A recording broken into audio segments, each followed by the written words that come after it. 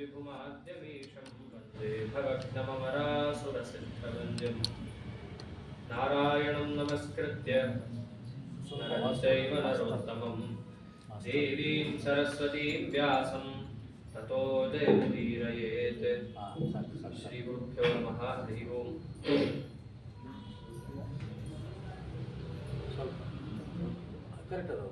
ಈಶ್ವರ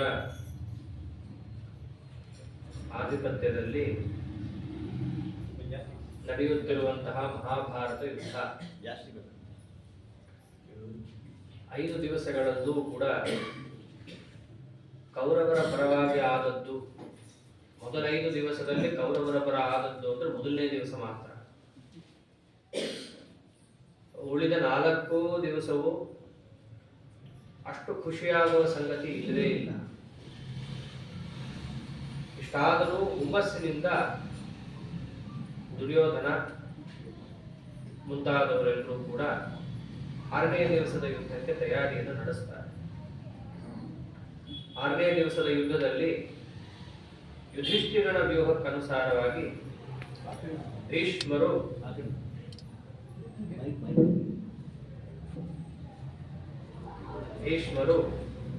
ತಾವು ವ್ಯೂಹವನ್ನು ರಚನೆಯನ್ನು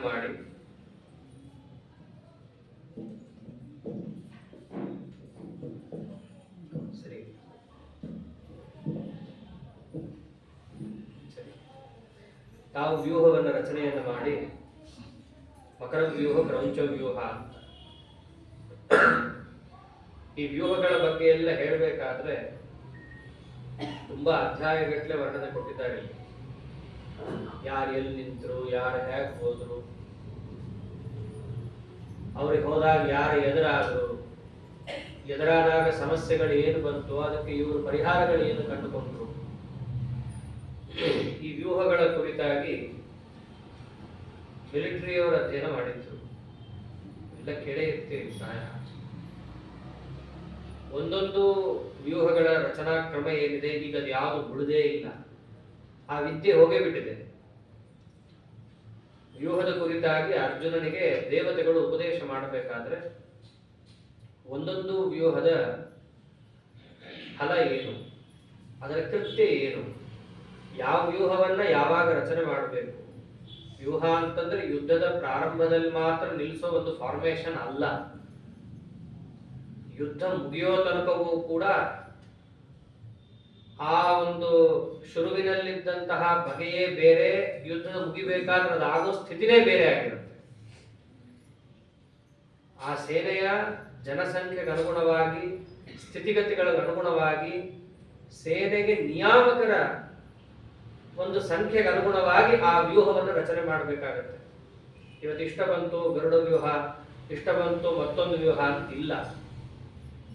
ಅವರು ಹೇಳುವಂತಹ ಮತ್ತು ಆ ಹೇಳಿದಂತೆ ನಡೆದುಕೊಳ್ಳುವ ರೀತಿಯನ್ನು ನೋಡಿದ್ರೆ ಆ ವಿದ್ಯೆಯೇ ಈಗಿಲ್ಲ, ಹೋಗ್ಬಿಟ್ಟಿದೆ. ಕಮ್ಮಿ ಸಂಖ್ಯೆಯಲ್ಲೂ ಕೂಡ ಅಪಾರವಾದ ಸೇನೆಯನ್ನ ಎದುರಿಸಬಹುದಾದ ಕಲೆಗಳೆಲ್ಲವೂ ಆಗಿನ ಕಾಲದಲ್ಲಿ ಎಲ್ರಿಗೂ ಕರಗತ ಆಗಿತ್ತು. ಅದರಲ್ಲಿ ಸಿದ್ಧಹಸ್ತರು ಭೀಷ್ಮಾಚಾರ್ಯರು. ಅದಕ್ಕೆ 4 ದಿವಸ ಸತತ ಸೋತರೂ ಕೂಡ 5ನೇ ದಿವಸ ಹೊಸದಾಗಿ ಮಾಡ್ತೀನಿ ಅಂತ ಹೊರಟಿದ್ದಾರೆ ಅವರು. ಯಾಕಂದ್ರೆ ಅವ್ರಿಗೊಂದು ವಿಶೇಷವಾದ ಉತ್ಸಾಹ, ಏನಾದರೂ ಇವತ್ತು ನಾನು ಮಾಡಬಹುದು. ಆದ್ರೆ ಅವ್ರ ಮನಸ್ಸಿನಲ್ಲಿ ಒಂದಂತೂ ಸ್ಪಷ್ಟವಾಗಿ ನೆಲೆ ಊರಿದ ವಿಷಯ, ಪಾಂಡವರನ್ನು ಗೆಲ್ಲಕ್ಕಾಗಲ್ಲ. ನಾವು ದಿವಸಗಳಲ್ಲಿ ಯಾವುದೋ ಒಂದು ದಿವಸ ಯಾವುದೋ ಒಂದು ಹೊತ್ತಲ್ಲಿ ನಾವು ಖುಷಿ ಪಡಬಹುದಾದ ಕೆಲವೊಂದು ಘಳಿಗೆ ಬರಬಹುದಷ್ಟೇ ಬಿಟ್ರೆ ವಿಜಯ ಅನ್ನೋದು ನಮ್ಮ ಪಾಲಿಗೆ ಪ್ರಾಯ ಸಿಗೋದಿಲ್ಲ. ಅವ್ರಿಗದು ಪೂರ್ಣ ಮನದಟ್ಟಾಗಿತ್ತು. ಆದರೂ ಇವರು ಬಂದು ಅಳತಾ ಮೊಮ್ಮಗ ಅಂತ ಹೇಳಿ ಪ್ರತಿಯೊಂದು ದಿವಸ ಪ್ರಾಣ ಬಿಟ್ಟು ಹೋರಾಡ್ಲಿಕ್ಕೆ ಅವರು ತಯಾರಿ ನಡೆಸಿದ್ದಾರೆ. ಅದರಲ್ಲಿ 5ನೇ ದಿವಸನೂ ಕೂಡ ತಾವು 6ನೇ ದಿವಸ ತಯಾರಿಯನ್ನು ನಡೆಸಿ ಯುದ್ಧಕ್ಕೆ ಹೊರಟಾಗ ಅವತ್ತಿನ ದಿವಸ ವಿಶೇಷವಾಗಿ ಹೋರಾಡದವರು ಒಂದು ದಿವಸಿನ, ಪ್ರತಿ ದಿವಸವೂ ವಿಶೇಷವಾಗಿ ಹೋರಾಡದವರು ಅವರೇ. ಅವತ್ತಂದು ವ್ಯಕ್ತವಾಗಿ ಎಲ್ಲರ ಕಣ್ಣಿಗೂ ಕಾಣಿಸ್ತಾರೆ. ಆ ವ್ಯೂಹದಲ್ಲಿ ಮೊದಲು ಭೀಮಸೇನ ದೇವರಿಗೆ ಎದುರಾದದ್ದು ದ್ರೋಣರು. ಸ್ವಯಂ ಭೀಷ್ಮರೇ ಎದುರಾಗ್ತಾರೆ. ಭೀಷ್ಮರ ಸಾರಥಿ ಹೋದ, ದ್ರೋಣರ ಸಾರಥಿನೂ ಹೋದ. ರಥಕ್ಕೆ ಆಯ ತಪ್ಪಿ ಅದು ಎಲ್ಲೆಲ್ಲೋ ಓಡ್ಲಿಕ್ಕೆ ಶುರುವಾಗುತ್ತೆ. ಹಾಗೆ ಮುಂದೆ ಭೀಮಸೇನ ದೇವರು ಅವರ ಯುದ್ಧದ ಕೌಶಲವನ್ನು ಇಲ್ಲಿ ವರ್ಣನೆ ಮಾಡ್ತಾ ಹೋಗ್ತಾರೆ. ಒಮ್ಮೆ ಇಟ್ಟ ಹೆಜ್ಜೆಯನ್ನ ಪುನಃ ವಾಪಸ್ ಇಟ್ಟಿದ್ದು ಭೀಮಸೇನ ದೇವರು ಇತಿಹಾಸದಲ್ಲೇ ಇಲ್ಲ. ಅವ್ರು ನುಗ್ಗುದ್ರು ಅಂತಂದ್ರೆ ವಾಪಸ್ ಬರಲ್ಲ, ನುಗ್ಗಿ ಹೋಗ್ತಾ ಇರೋದೇ. ಇದು ಭೀಮಸೇನ ದೇವರ ಯುದ್ಧದ ಕೌಶಲ್ಯ. ಅಲ್ಲಿ ಅವತ್ತಿನ ದಿವಸ ವಿಶೇಷ ಆದದ್ದಿಷ್ಟು, ಭೀಮಸೇನ ದೇವರು ಯುದ್ಧದಲ್ಲಿ ತಮ್ಮ ಸಾರಥಿ ವಿಶೋಕ ಅಂತ, ಅಶೋಕ ಅಥವಾ ವಿಶೋಕ, ಅವನನ್ನ ಕರ್ಕೊಂಡು ಯುದ್ಧದ ಮಧ್ಯದಲ್ಲಿ ನುಗ್ಗಿದ್ದಾರೆ. ಓ ಭೀಮ ಬಂದ, ಇವತ್ತು ಭೀಮನನ್ನು ಹಿಡಿಯೋಣಂತೆ. ಎಲ್ಲರಿಗೂ ಗೊತ್ತಿದ್ರು ಅದಕ್ಕೆ ಪ್ರಯತ್ನವನ್ನ ಪಡ್ತಾ ಇದ್ದಾರೆ. ಹಿಡಿಯಕ್ಕಾಗಲ್ಲ, ಇವತ್ತಲ್ಲ ಯಾವತ್ತೂ ಹಿಡಿಯಕ್ಕಾಗಲ್ಲ ಇವನನ್ನ. ಹಾಗೆ ಭೀಮಸೇನ ದೇವರನ್ನು ಹಿಡಿಲಿಕ್ಕೆ ನುಗ್ಗಿದ್ದಾರೆ. ಯಾರು 20 ಜನ ಭೀಷ್ಮಾಚಾರ್ಯರ ಜೊತೆ ನುಗ್ಗಿದ್ದಾರೆ. ಅಲ್ಲಿ ವಿವಿಂಶತಿ ಅಂತ ಸೂಪರ್ 20. ಆ 20 ಜನರು ಯಾರು? ದುಶಾಸನ ಮುಂತಾದವರು. ದುಶಾಸನ, ದುರ್ವಿಷಃ, ದುಸ್ಸಹ, ದುರ್ಮದ, ಜಯ, ಹೀಗೊಂದು 20 ಜನರ ಹೆಸರನ್ನ ಕೊಟ್ಟಿದ್ದಾರೆ. ಜಯತ್ಸೇನ, ವಿಕರ್ಣ, ಚಿತ್ರಸೇನ, ಸುದರ್ಶನ, ಚಾರುಮಿತ್ರ, ಸುವರ್ಮ, ದುಷ್ಕರ್ಣ, ಕರ್ಣ. ಈ ಕರ್ಣ ಬೇರೆ, ಈ ಕರ್ಣ. ಆನಂತರದಲ್ಲಿ ಹೀಗೊಟ್ಟು 20 ಜನರು ಭೀಷ್ಮಾಚಾರ್ಯನ ಮುಂದೆ ಮಾಡಿಕೊಂಡು ಭೀಮ ಒಬ್ಬರೇ ಬಂದಿದ್ದಾರೆ, ಅವನನ್ನು ಹಿಡಿದು ಬಿಡೋಣ. ಬರೀ ಬಂದಿರೋದಷ್ಟೇ ಎಲ್ಲ ಸುತ್ತುವರೆದು ಬಿಡ್ತಾರೆ. ಅವಾಗ ಭೀಮಸೇನ ದೇವರು ಮಾಡಿದ್ದೇನು, ನನಗೊಬ್ಬನಿಗೆ ಏನಾದ್ರೂ ಆದ್ರೆ ಪರವಾಗಿಲ್ಲ, ಸಾರಥಿಗೆ ಏನಾಗಬಾರ್ದು. ಅವಾಗ ಅವ್ರು ಏನ್ ಮಾಡೋದು, ರಥದಿಂದ ಇಳಿತಾರೆ. ರಥವ ದೂರ ತಗೊಂಡೋಗಿ ನಿಲ್ಲಿಸ್ಕೊಂಡ್ಬಿಡು ಎಲ್ಲಾರು ಒಂದ್ ಕಡೆ. ಇವ್ರ ಮುಂದೆ ನಾವು ಹೋರಾಡ್ತೇವೆ, ರಥದಲ್ಲಿ ನಾನು ಕೂಡಲ್ಲ. ಯಾಕಂದ್ರೆ ಅವ್ರಿಗೆ ರಥ ಬೇರೆಯವರಿಗೆ ರಕ್ಷಣೆ ಆದ್ರೆ ಅವ್ರಿಗೆ ಬಂಧನ ಆಗುತ್ತೆ. ಕೈಕಾಲು ಪೂರ್ಣ ಆಡಿಸ್ತಾ ಸಿಕ್ಕವ್ರನ್ನ ಬಾರಿಸೋದು ಭೀಮಸೇನ ದೇವರ ಸ್ವಭಾವ. ರಥದಲ್ಲಿ ಆಡೋದಕ್ಕೆ ಅವಕಾಶ ಇಲ್ಲ, ಕೂತಲ್ಲೇ ಕೂಡಬೇಕು, ಕೈಯಲ್ಲಿ ಬಿಲ್ಲು ಬಾಣ ಬಿಡಬೇಕು. ಅವ್ರಿಗೆ ಆ ಬಿಲ್ಲು ಬಾಣದ ಕಂಡ್ರೆ ಆಗಲ್ಲ. ಅವ್ರು ಅಂದಿದ್ದಾರೆ ಎಷ್ಟೋ ಬಾರಿ, ದ್ರೋಣಾಚಾರ್ಯರು ಅಪ್ರತಿಮ ಬಿಲ್ಲುಗಾರನನ್ನಾಗಿ ಮಾಡ್ತೀನಿ, ಯಾರು ಹೇಳ್ತೀರಾ ಅಂತ ಕೇಳಿದಾಗ ಭೀಮಸೇನ ದೇವರು ಹೇಳ್ಬೋದಿತ್ತು, ಎದ್ದೇಳಲ್ಲ. ಅರ್ಜುನನ್ನ ಚೂಟಿ ಎಬ್ಬಿಸ್ತಾರೆ, ಹೇಳುದಿಲ್ಲ. ಅಲ್ಲವ್ರು ಕಾರಣ ಕೊಡೋದಿಷ್ಟೇ, ಈಗ ನಾನು ಅಸ್ತ್ರಶಸ್ತ್ರ ಹಿಡಿದು ಯುದ್ಧ ಮಾಡೋ ವ್ಯಕ್ತಿ ಅಲ್ಲ, ಯಾಕಂದ್ರೆ ನನಗೆ ಸರಿ ಹೋಗಲ್ಲ. ಯಾಕಂದ್ರೆ ಅವರು ಭಾಗವತೋತ್ತಮರು. ಶುದ್ಧೇ ಭಾಗವತೆ ಧರ್ಮೇ ನಿರತೋಯ ದೃಕೋದರ ಅಂತ. ಭಾಗವತ ಧರ್ಮದಲ್ಲಿ ಏನಿದೆ, ಕ್ಷತ್ರಿಯರು ಬಾಹುಬಲದಿಂದ ಯುದ್ಧ ಮಾಡಬೇಕು. ಯಾರಿಗೆ ಶಕ್ತಿ ಇಲ್ಲ ಅವರು ಮತ್ತೊಬ್ಬರನ್ನ ನೀ ಬಾರೋ ಅಂತ ಕರೆದು ಅವನ ಅನುಗ್ರಹ ಮಾಡಿದ ಮೇಲೆ ಹಾ ಈಗ ಮಾಡಿಬಿಡ್ತೀನಿ, ಹೀಗೆಲ್ಲ ಮಾಡಬೇಕು. ಈ ಅಸ್ತ್ರಶಸ್ತ್ರಗಳಲ್ಲಿ ಹಾಗೆ. ಅಸ್ತ್ರ ಅಂದ್ರೆ ಮತ್ತಿನ್ನೇನಲ್ಲ, ಆ ದೇವತೆಗಳನ್ನ ಆ ಅಸ್ತ್ರದಲ್ಲಿ ಅಭಿಮಂತ್ರಿಸಿ ನಿಮ್ಮ ಶಕ್ತಿಯಿಂದಾಗಿ ಈ ಅಸ್ತ್ರ ಹೋಗಿ ಅವನನ್ನ ಕೊಲ್ಲಲಿ ಅಂತ ಪ್ರಾರ್ಥನೆ ಮಾಡ್ಕೋಬೇಕು. ಪರಮಾತ್ಮನಿಗೆ ಬಿಟ್ಟು ಮತ್ತೊಬ್ಬರಿಗೆ ತಲೆ ಹಚ್ಚಿ ಬೇಡೋದು ಅವ್ರ ಸ್ವಭಾವ ಅಲ್ಲವೇ ಅಲ್ಲ. ಇನ್ನ ಇಂದ್ರಾದಿ ದೇವತೆಗಳಿಗೆ ಬಂದು ಅವರು ನಮಸ್ಕಾರ ಮಾಡಿ ನೀ ಬಾ ಅಂತ ಕರೆದು ಯುದ್ಧ ಎಲ್ಲ ಮಾಡೋದು ಅವ್ರಿಗೆ ಆಗೋದೇ ಇಲ್ಲ. ಹಾಗಾಗಿ ಅವರು ಬಿಲ್ಲು ಬಾಣ ಹಿಡಿದಿದ್ದು ಹೆಚ್ಚು ಇಲ್ಲವೇ ಇಲ್ಲ. ಆಗೊಮ್ಮೆ ಈಗೊಮ್ಮೆ ಪರಮಾತ್ಮನ ಆದೇಶ ಇದ್ದಾಗ ಮಾತ್ರ ಬಿಲ್ಲು ಬಾಣ ಹಿಡಿದುತ್ತೇವೆ. ಅದು ಕೂಡ ಅವರಿಗೆ ಬರೋದೇ ಇಲ್ಲ. ಭೀಮ ಅಂದ್ರೆ ಹುಂಬ, ಅವನು ಗದಾ ಹಿಡ್ಕೊಂಡು ಹಿಂಗೆ ತಿರುಗಿಸಿ ಒಗಿತಾನೆ ಹೊರತು ಕಲಾತ್ಮಕವಾದ ಯುದ್ಧ ಅವನಿಗೆ ಬರಲ್ಲ ಅಂತ 4-6 ಜನ ಮಾತಾಡಿದಾಗ ಮಾತ್ರ ಕೃಷ್ಣ ಆದೇಶ ಕೊಟ್ಟಿದ್ದಕ್ಕೆ ಅವರು ಕೆಲವೊಮ್ಮೆ ಬಿಲ್ಲು ಬಾಣ ಹಿಡಿದಿದೆ. ಸಾಮಾನ್ಯವಾಗಿ ಅವರು ರಥದಲ್ಲಿ ಕೂತು ಅವರಿಗೆ ಆ ಕಡೆ ಈ ಕಡೆ ರಕ್ಷಣೆ ತಗೊಂಡು ಕೈಕಾಲ ಆಡ್ಸಕ್ಕಾಗದೆ ಯುದ್ಧ ಮಾಡೋದೇ ಅವ್ರಿಗೆ ಇಷ್ಟ ಇಲ್ಲ. ಮೇಲಾಗಿ ಸಾರಥಿಯ ಮೇಲೆ ಕಾರುಣ್ಯ. ಈಗ ಬಾಣ ಬಿಡೋರು ಏನು ಅವ್ರಿಗೆ ಮಾತ್ರ ಗುರಿಯಿಟ್ಟು ಬಿಡ್ತಾರ? ಕುದುರೆಗೆ ಬೀಳುತ್ತೆ, ಧ್ವಜಕ್ಕೆ ಬೀಳುತ್ತೆ, ಸಾರಥಿಗೆ ಬೀಳುತ್ತೆ, ಎಲ್ಲಾ ಕಡೆ ಬೀಳುತ್ತದು.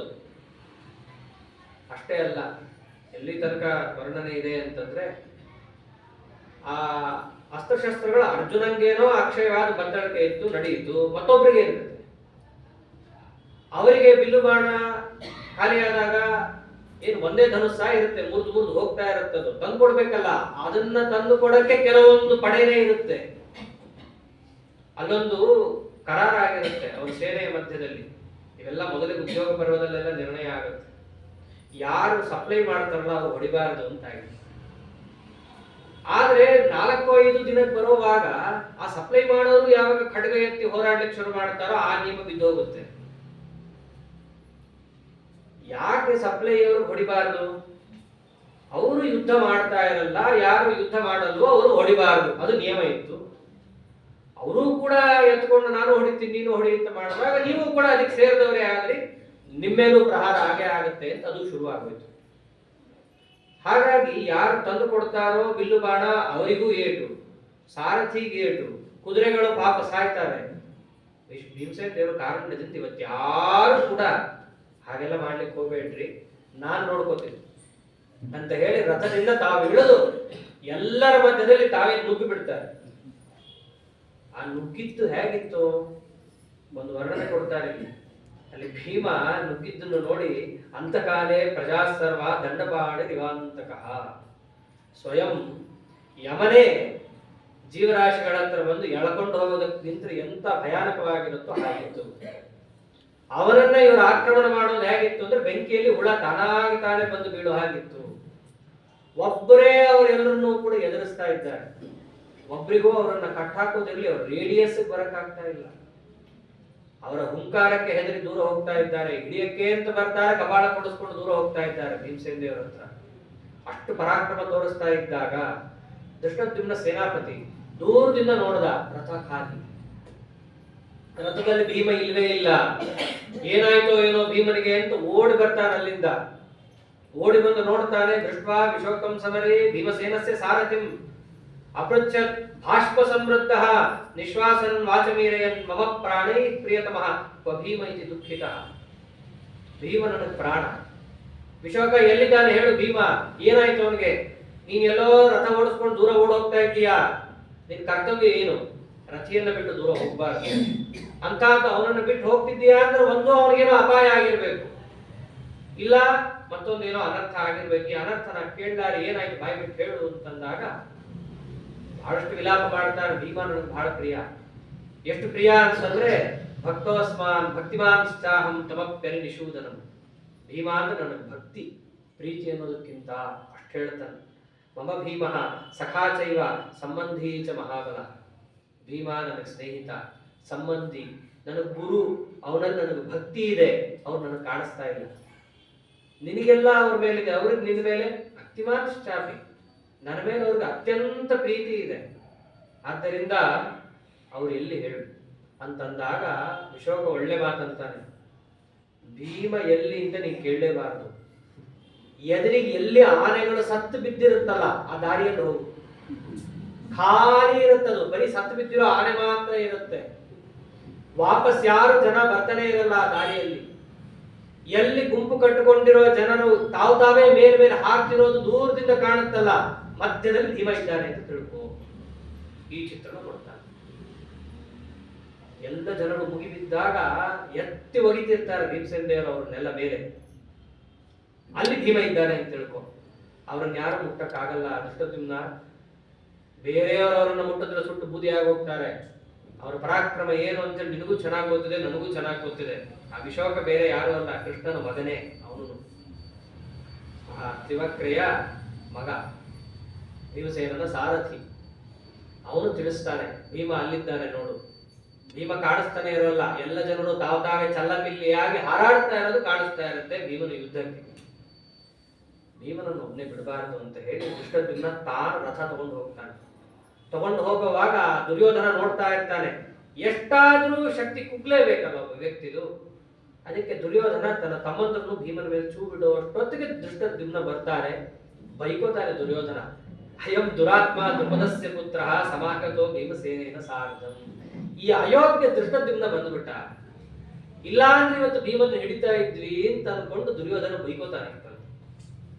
ಅವಾಗ ಧೃಷ್ಟದ್ಯುಮ್ನ ಮತ್ತು ಭೀಮಸೇನ ಇವರಿಬ್ಬರು ಸೇರಿ ಆ ದುರ್ಯೋಧನನ ತಮ್ಮಂದ್ರು ಭೀಷ್ಮಾಚಾರ್ಯರು, ಕರ್ಣ, ಭೀಮ, ದ್ರೋಣಾಚಾರ್ಯರು ಇವ್ರನ್ನ ಎಲ್ಲರನ್ನೂ ಕಾಡ್ತಾರೆ. ಯಾವಾಗ ಧೃಷ್ಟದ್ಯುಮ್ನ ನೋಡ್ದ, ತನಗೆ ಒಂಥರ ಅನಿಸ್ತು, ಭೀಮ ಒಬ್ಬನೇ ಹೋರಾಡ್ತಾ ಇದ್ದಾನೆ, ಸ್ವಲ್ಪ ವಿಶ್ರಾಂತಿ ಕೊಡೋಣ ಭೀಮನಿಗೆ ಅಂತ ಹೇಳಿ ಎಲ್ಲಾ ಆ ದುರ್ಯೋಧನನ ತಮ್ಮಂದ್ರ ಮೇಲೆ ಸಂಮೋಹನಾಸ್ತ್ರವನ್ನು ಬಿಡ್ತಾನೆ. ಮೂರ್ಛೆ ಈಗೆಲ್ಲ ಅಂತಾರಲ್ಲ, ಟಿಯರಿಂಗ್ ಗ್ಯಾಸ್ ಹಾಕಿ ಎಲ್ಲರನ್ನು ಮೂರ್ಛೆ, ಇವಾಗಲೇ ಹಂಗಿದೆ. ಅವಾಗಿಂದ ಮಂತ್ರಶಸ್ತ್ರಗಳಿಂದ ಇರುವಂತಹ ಅಸ್ತ್ರ. ದುರ್ಯೋಧನನ ತಮ್ಮಂದ್ರು ಸುತ್ತಮುತ್ತಲವರು ಎಲ್ಲರೂ ಕೂಡ ದುರ್ಯೋಧನನ ಸೇರ್ಕೊಂಡು ಎಲ್ಲರೂ ಮೂರ್ಛೆ ಬಿದ್ದೋಗ್ತಾರೆ. ಎಲ್ಲೋ ಇರ್ತಾರೆ ದ್ರೋಣಾಚಾರ್ಯ. ಅವ್ರು ಓಡಿ ಬಂದು ಸಮೋಹನಾಸ್ತ್ರವನ್ನು ತಪ್ಪಿಸಿ ಪ್ರಜ್ಞಾಸ್ತ್ರವನ್ನು ಅವರಿಗೆ ಬಿಟ್ಟು ಮತ್ತವರನ್ನೆಲ್ಲ ಎಬ್ಬಿಸ್ತಾರೆ. ಅಷ್ಟರಲ್ಲಿ ಧರ್ಮರಾಜ ದೂರದಿಂದ ನೋಡ್ತಾನೆ, ಅಲ್ಲ ಅವರಿಬ್ಬರೇ ಇದ್ದಾರೆ, ಭೀಮಾ ಮತ್ತು ಧೃಷ್ಟದ್ಯುಮ್ನ, ಅವರಿಬ್ಬರನ್ನೇ ಬಿಟ್ಟು ನಾವು ಹೇಗೆ ಹೋಗೋದು? ಅದಕ್ಕೆ ಆದೇಶ ಕೊಡ್ತಾನೆ ಅಲ್ಲಿಂದಲೇ ಧರ್ಮರಾಜ, ಅಭಿಮನ್ಯು ನೀನು ಹೋಗು. ದ್ರೌಪದಿಯ ಮಕ್ಕಳು ಇರ್ತಾರೆ, ಶುತಾಶ್ವ ಶತಕೀರ್ತಿ, ಅವ್ರಿಗೆ ಆದೇಶ ಕೊಡ್ತಾರೆ, ನೀವು ಹೋಗ್ರಿ, ನೀವು 12 ಜನರು ಹೋಗಿ ಅವ್ರನ್ನ ರಕ್ಷಣೆ ಮಾಡ್ರಿ, ಅವ್ರಿಗೆ ಸಹಾಯ ಮಾಡ್ರಿ ನೀವು ಅಂತ ಅವ್ರನ್ನ ಕಳಿಸ್ತಾನೆ. ಧರ್ಮರಾಜ ಏನು ಸುಮ್ಮನೆ ಒಂದ್ ಕಡೆ ಕೂತಿರಲ್ಲ, ಆತ ಯುದ್ಧ ಮಾಡ್ತಾ ಬೇರೆ ಕಡೆ ಲಕ್ಷ್ಯ ಇಡ್ತಾ ಅಲ್ಲೆಲ್ಲರೂ ಕಳಿಸ್ತಾನೆ. ಅವ್ರು ಎಲ್ಲರೂ ಸೇರಿದ ಮೇಲಂತೂ ಮೊದಲು ಒಬ್ಬರಿದ್ದನೇ ತಡ್ಕೊಳಕ್ ಆಗ್ಲಿಲ್ಲ. ಜೊತೆಗೆ ಧೃಷ್ಟದ್ಯುಮ್ನ, ಜೊತೆಗೆ ಉಳಿದವರು 12 ಬಂದಿದ್ದು ನೋಡಿ ಅವ್ರು ಎಲ್ಲರೂ ಗಾಬರಿಯಾಗಿ ಹೋಗ್ತಾರೆ. ಭೀಷ್ಮಾಚಾರ್ಯಾದಿಯಾಗಿ ಎಲ್ಲರೂ ಗಾಬರಿಯಾಗಿ ಹೋಗ್ತಾರೆ. ಅಷ್ಟರಲ್ಲಿ ದ್ರೋಣಾಚಾರ್ಯರು ಮೊದಲು ಈ ದುರ್ಯೋಧನನ ಅಲ್ಲಿಂದ ಕರ್ಕೊಂಡು ಹೋಗೋಣಪ್ಪ, ಅವನೊಬ್ಬನು ಕಾಪಾಡಿದ್ರೆ ಸಾಕು, ಮಿಕ್ಕದವ್ರು ಹೇಗೋ ಉಳ್ಕೊಂಡ್ಬಿಡ್ತೀವಿ ಅಂತ ಹೇಳಿ ದುರ್ಯೋಧನ ಹಿತಾರ್ಥಾಯ ಭರ್ತೃಪಿಂಡ ಮನುಸ್ಮರನ್, ಪಿಂಡ ಹಾಕಿದ ನಮ್ಗೆ ಇಷ್ಟು ವರ್ಷ, ಅದೇ ಅಂತ ಭರ್ತೃಪಿಂಡ ಮನುಸ್ಮರನ್, ಅವನು ಪಿಂಡ ತಿಂದಿದ್ದ ತಪ್ಪಿಗೆ ಅವನನ್ನು ಕಾಪಾಡಬೇಕು, ಅವನ ಹಿತಕ್ಕೋಸ್ಕರವಾಗಿ ಅವನನ್ನೊಬ್ಬನಾದ್ರೂ ಆ ಒಂದು ಏನು ಎಲ್ಲರೂ ಸೇರಿ ಹೊಡೆದಾಡ್ತಿರ್ತಾರ ಆ ಗುಂಪಿಂದ ಹೊರಗೆ ಕರ್ಕೊಂಡ್ ಬರೋಣ ಅನ್ನೋಷ್ಟರಲ್ಲಿ ಸಾಕಾಗಿ ಹೋಗುತ್ತೆ ಅವ್ರಿಗೆ. ಕಡೆಗೆ ಆ ದುರ್ಯೋಧನನನ್ನ ಹೊರಗೆ ಕರ್ಕೊಂಡು ಬಂದ ಮೇಲೆ ಭೀಮ ಸಿಕ್ಕಿದ್ದಾನೆ, ಹೆಂಗೂ ಸಿಕ್ಕಿದ್ದಾನೆ, ಏನಾದ್ರು ಪ್ರಯತ್ನ ಪಡೋಣ ಅಂತ ಹೇಳಿ ಅವನ ತಮ್ಮಂದ್ರು ಇರ್ತಾರಲ್ಲ, ಅವರೆಲ್ಲರೂ ಹೇಗಿರ್ತಾರೆ ಅಂತಂದ್ರೆ ಶಿಬಿರದಲ್ಲಿ ಪ್ರಾಕ್ಟೀಸ್ ಮಾಡ್ತಾ ಇರ್ತಾರೆ. ಭೀಮ ಹಿಂಗ್ ಬಂದ್ರೆ ಅವನ ಮೇಲೆ ಹಿಂಗ್ ಬೀಳೋಣ, ಭೀಮ ಹಿಂಗೆದ್ರೆ ಅವನ ಕೈ ಹೀಗೆ ಹಿಡಿಯೋಣ. ಅದರ ನಂತರ ಸಂಸ್ಮೃತ್ಯ ಮಂತ್ರಿತಂ ಪೂರ್ವಂ ನಿಗ್ರಹೇ ಭೀಮ ಕರ್ಮಣ, ಪ್ರಾಕ್ಟೀಸ್ ಮಾಡಿರ್ತಾರೆ ಅವರೆಲ್ಲರೂ. ಯಾಕೆ ನೋಡಿ ಹೊಡೆಸ್ಕೊಂಡು ಅಭ್ಯಾಸ ಆಗಿರುತ್ತೆ. ಪ್ರಾಯ ಈ ಟೆಕ್ನಿಕ್ ಬಳಸಿದ್ರೆ ಭೀಮ ಬೀಳ್ತಾನೇನೋ ಅಂತ ಹೇಳಿ ಹೆಂಗೆಂಗೋ ಕೈ ಹಾಕ್ತಾರೆ, ಕಾಲು ಹಾಕ್ತಾರೆ, ಒಂದು ಉಳಿತಾ ಇಲ್ಲ ಕೈ ಕಾಲು. ಹಾಗೆ ಭೀಮಸೇನ ದೇವರ ವಿಚಿತ್ರವಾದ ಯುದ್ಧ ಅಲ್ಲದ ನಡೀತಾ ಇರೋಣ. ಅಲ್ಲಿ ನಡೀತಾ ಇರ್ಬೇಕಾದ್ರೆ ಭೀಮಸೇನ ದೇವರು ಅವರನ್ನ ಇವರನ್ನ ಬಿಟ್ಟು ಅವನ ತಮ್ಮಂದ್ರನ್ನ ಅವರು ನೋಡೋದೇ ಇಲ್ಲ. ಮೊಟ್ಟ ಮೊದಲ ಬಾರಿಗೆ ಕೈಗೆ ಸಿಗ್ತಾರೆ ದುರ್ಯೋಧನ. ದುರ್ಯೋಧನ ಯಾವಾಗ ಕೈಗೆ ಸಿಗ್ತಾನೋ ಅವಾಗ ಮಾತಾಡ್ತಾ ಇದ್ದಾರೆ ಭೀಮಸೇನ ದೇವರು.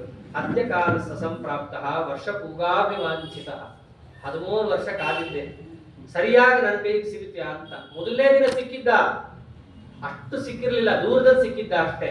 ಇವತ್ತು ಎದರ ಸಿಕ್ಕಿದ್ದಾರೆ ದುರ್ಯೋಧನ.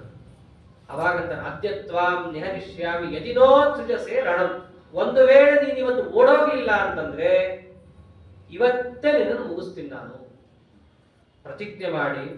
ಎಲ್ಲ ನೆನಪಿಸ್ಕೊಳ್ತಾರೆ, ಅರ್ಗಿನ ಮನೆಯಲ್ಲಿ ಸುಟ್ಟಂಗಲ್ಲ, ಎದುರಿಗೆ ಸಿಕ್ಕಿದ್ದೀನಿ ಬಾ, ಯಾವುದೋ ಹೆಣ್ಮಗಳ ಸೀರೆ ಹೇಳ್ದಂಗಲ್ಲ, ಪ್ರತಿಯೊಂದನ್ನು ಅವತ್ತು ಆಡ್ತಾರೆ. ಅದು ಯುದ್ಧ, ಇದು ಉಪನ್ಯಾಸದ ಹಾಲಲ್ಲ, ಅವರಿಗೆ ಎಷ್ಟು ಬೇಕಷ್ಟು ಮಾತಾಡ್ಲಿಕ್ಕೆ. ಕ್ರೂರವಾದ ಶಬ್ದಗಳಲ್ಲಿ ಅವರನ್ನು ಸರಿಯಾಗಿ ಚಿಂತನೆಯನ್ನ ಮಾಡುತ್ತಾ ಪ್ರತಿಯೊಬ್ಬರಿಗೂ ಕೇಳಿಸ್ಬೇಕು ಅವ್ರು ಬೈತಾ ಇರೋದು. ಹಾಗೆ ಆ ದುರ್ಯೋಧನನ ಚಿಂತನೆಯನ್ನ ಮಾಡುತ್ತಾ ಅವನನ್ನ ಹಿಡಿದು ಅವನ ಜೊತೆ ಯುದ್ಧವನ್ನ ಆಡ್ತಾ ಇದ್ದಾನೆ. ಎಷ್ಟು ಯುದ್ಧ ಆಡ್ತಾನೆ. ಮೊದಲೇ ಅವನು ಒಂದು ಕಡೆ ಸಿಕ್ಕಾಕೊಂಡು ದುಷ್ಟದ್ಯುಮ್ನಕ್ಕೆ ಹೊಡೆಸ್ಕೊಂಡಿದ್ದ, ಒಂದ್ ಸರ್ತಿ ಸಿಕ್ಕಾಕೊಂಡಿದ್ದ. ಈ ಸರ್ತಿ ಎದರ ಸಿಕ್ಕಾಕೊಂಡಾಗ ನಿಶಸಾದ ರಥೋಪಸ್ಥೆ ಮೂರ್ಛಾವಿಹತ ಚೇತನಃ ತತಸ್ಸ ರಾಜ ಸಿಂಧೂನಾಂ ರಥಶ್ರೇಷ್ಠೋ ಮಹಾಬಲಃ. ಒಂದು ಸರ್ತಿ ಸಿಕ್ಕಾಗ ಅವನನ್ನು ಎತ್ತಿ ಒಗಿತಾರೆ ಭೀಮಸೇನ ದೇವರು ದೂರಕ್ಕೆ. ಅಷ್ಟರಲ್ಲಿ ಅವನ ತಂಗಿ ಗಂಡ ಯಾರು ಸಿಂಧುರಾಜ ಜಯದ್ರಥ ರಥ ತಗೊಂಡು ಬಂದು ಸೀದಾ ಅವನ ಒಳಗೆ ತುಂಬಿಕೊಂಡು ಆಂಬ್ಯುಲೆನ್ಸ್ ಪೇಷಂಟ್ ಎತ್ತಾಕೊಂಡು ಹೋಗ್ತಾನೆ. ಹಾಗ ಅವನು ತುಂಬಿಕೊಂಡು ದೂರ ಓಡೋಗ್ಬಿಡ್ತಾನೆ. ಅದು ಹಿಂದೆ ಓಡೋಗ್ತಾರಾದ್ದರಿಂದ ಭೀಮಸೇನ ಹಿಂದೆ ಹೋಗ್ಲಿಕ್ಕೆ ಆಗಲ್ಲ, ಬಿಟ್ಟು ಬಿಡ್ತಾರೆ. ದುರ್ಯೋಧನ ಅವತ್ತು ಸತ್ನೋ ಬದುಕುದ್ನೋ ಅಂತ ಹೇಳಿ ಅಲ್ಲಿಂದ ತಪ್ಪಿಸ್ಕೊಂಡಿದ್ದ ಆಗತ್ತೆ. ಅವರ ಪರಾಕ್ರಮ 6ನೇ ದಿವಸ ಅಂತೂ ಕಡೆಗೆ ಅವ್ರು ಅಂದಿದ್ದೇನು, ಇವತ್ತಿನ ದಿವಸ ನಾವು ಏನಾದ್ರೂ ಕೂಡ ಖುಷಿಯಾಗಿದ್ದೀವಿ ಅಂತಂದ್ರೆ ಅದಕ್ಕೆ 2 ಕಾರಣ. ಯಾರು? ಒಂದು ಭೀಮಸೇನ, ಇನ್ನೊಂದು ಧೃಷ್ಟದ್ಯುಮ್ನ. ಧೃಷ್ಟದ್ಯುಮ್ನ ಮೃಗೋದರವು ನಾಶಯಾಮಾಸುತರು ವೀರವು ಧೃಷ್ಟದ್ಯುಮ್ನ ಮೃಗೋದರವು ಕೌರವಾಣ ಮನೀಕಾನಿ ಶರೈ ಸನ್ನತ ಪರ್ವಣಃ. ಅವರಿಂದಾಗಿ ಇವತ್ತಿನ ದಿವಸ ನಾವು ಗೆದ್ವಿ ಅಂತ ಹೇಳಿ 6ನೇ ದಿವಸನೂ ಕೂಡ ಪಾಂಡವರೇನೆ ಬಾವುಟವನ್ನ ಹಾರಿಸ್ತಾ ನಾವು ಗೆದ್ವಿ ಅಂತ ಶಿಬಿರಕ್ಕೆ ಹೋಗಿದ್ದಾರೆ. ಆಯ್ತಲ್ಲ, 6ನೇ ದಿವಸನೂ ಕೂಡ ಅಳುನೆ ತಿರ್ಗಾ ಶಿಬಿರಕ್ಕೆ ಹೋದ. ಅಜ್ಜ ನಮ್ಗೇನಾಯ್ತು ಅಂತ ದುರ್ಯೋಧನ ಭೀಷ್ಮರನ್ನ ಕೇಳ್ತಾ ಇದ್ದಾಗ ಅವರಂತೂ ನೋಡು ನನ್ನ ಪ್ರಾಣ ಬಿಟ್ಟು ಹೋರಾಡ್ತಾ ಇದ್ದೀನಿ, ನನಗೆ ನೀನು ಏನಂತ ಮಾತಾಡ್ತೀನಿ ಹೇಳು. ಅವರಂದೇ ಅಂತಾರೆ ನೋಡು, ಸರ್ವಾನ್ ಸ್ತವಾರ್ಥಾಯ ಸದೇವ ದೈತ್ಯಾನ್ ಲೋಕಾಂದಹೇಯಂ ಕಿಮು ಶತ್ರು ಸೇನಾ. ನಿನಗೆ ಒಂಚೂರು ಮುಖದಲ್ಲಿ ಖುಷಿ ಬರಲಿ ಅಂತ ಹೇಳಿ ನಾನು ನನ್ನ ಸಂಪೂರ್ಣ ಭುಜಬಲವನ್ನ ಬಳಸ್ಕೊಂಡು ಯುದ್ಧ ಮಾಡ್ತಾ ಇದ್ದೀನಿ. ಯಾತಕ್ಕೆ? ಮುಖದಲ್ಲಿ ಒಂಚೂರು ನಗಲಿ ನೀನು ಅಂತ. ನಿನ್ನ ಕರ್ಮ, ನಿನ್ನ ಹಣೆಯಲ್ಲಿ ಅದು ಬರ್ದಿರ್ಲಿಲ್ಲ ಅಂತಂದ್ರೆ ಮುಖದಲ್ಲಿ ನಗು ಎಲ್ಲಿಂದ ನಾನು ತರಲಿ? ಆದರೂ ನಾನು ಯುದ್ಧವನ್ನ ಮಾಡ್ತಾ ಇದ್ದೀನಿ. ಹೇಗೆ?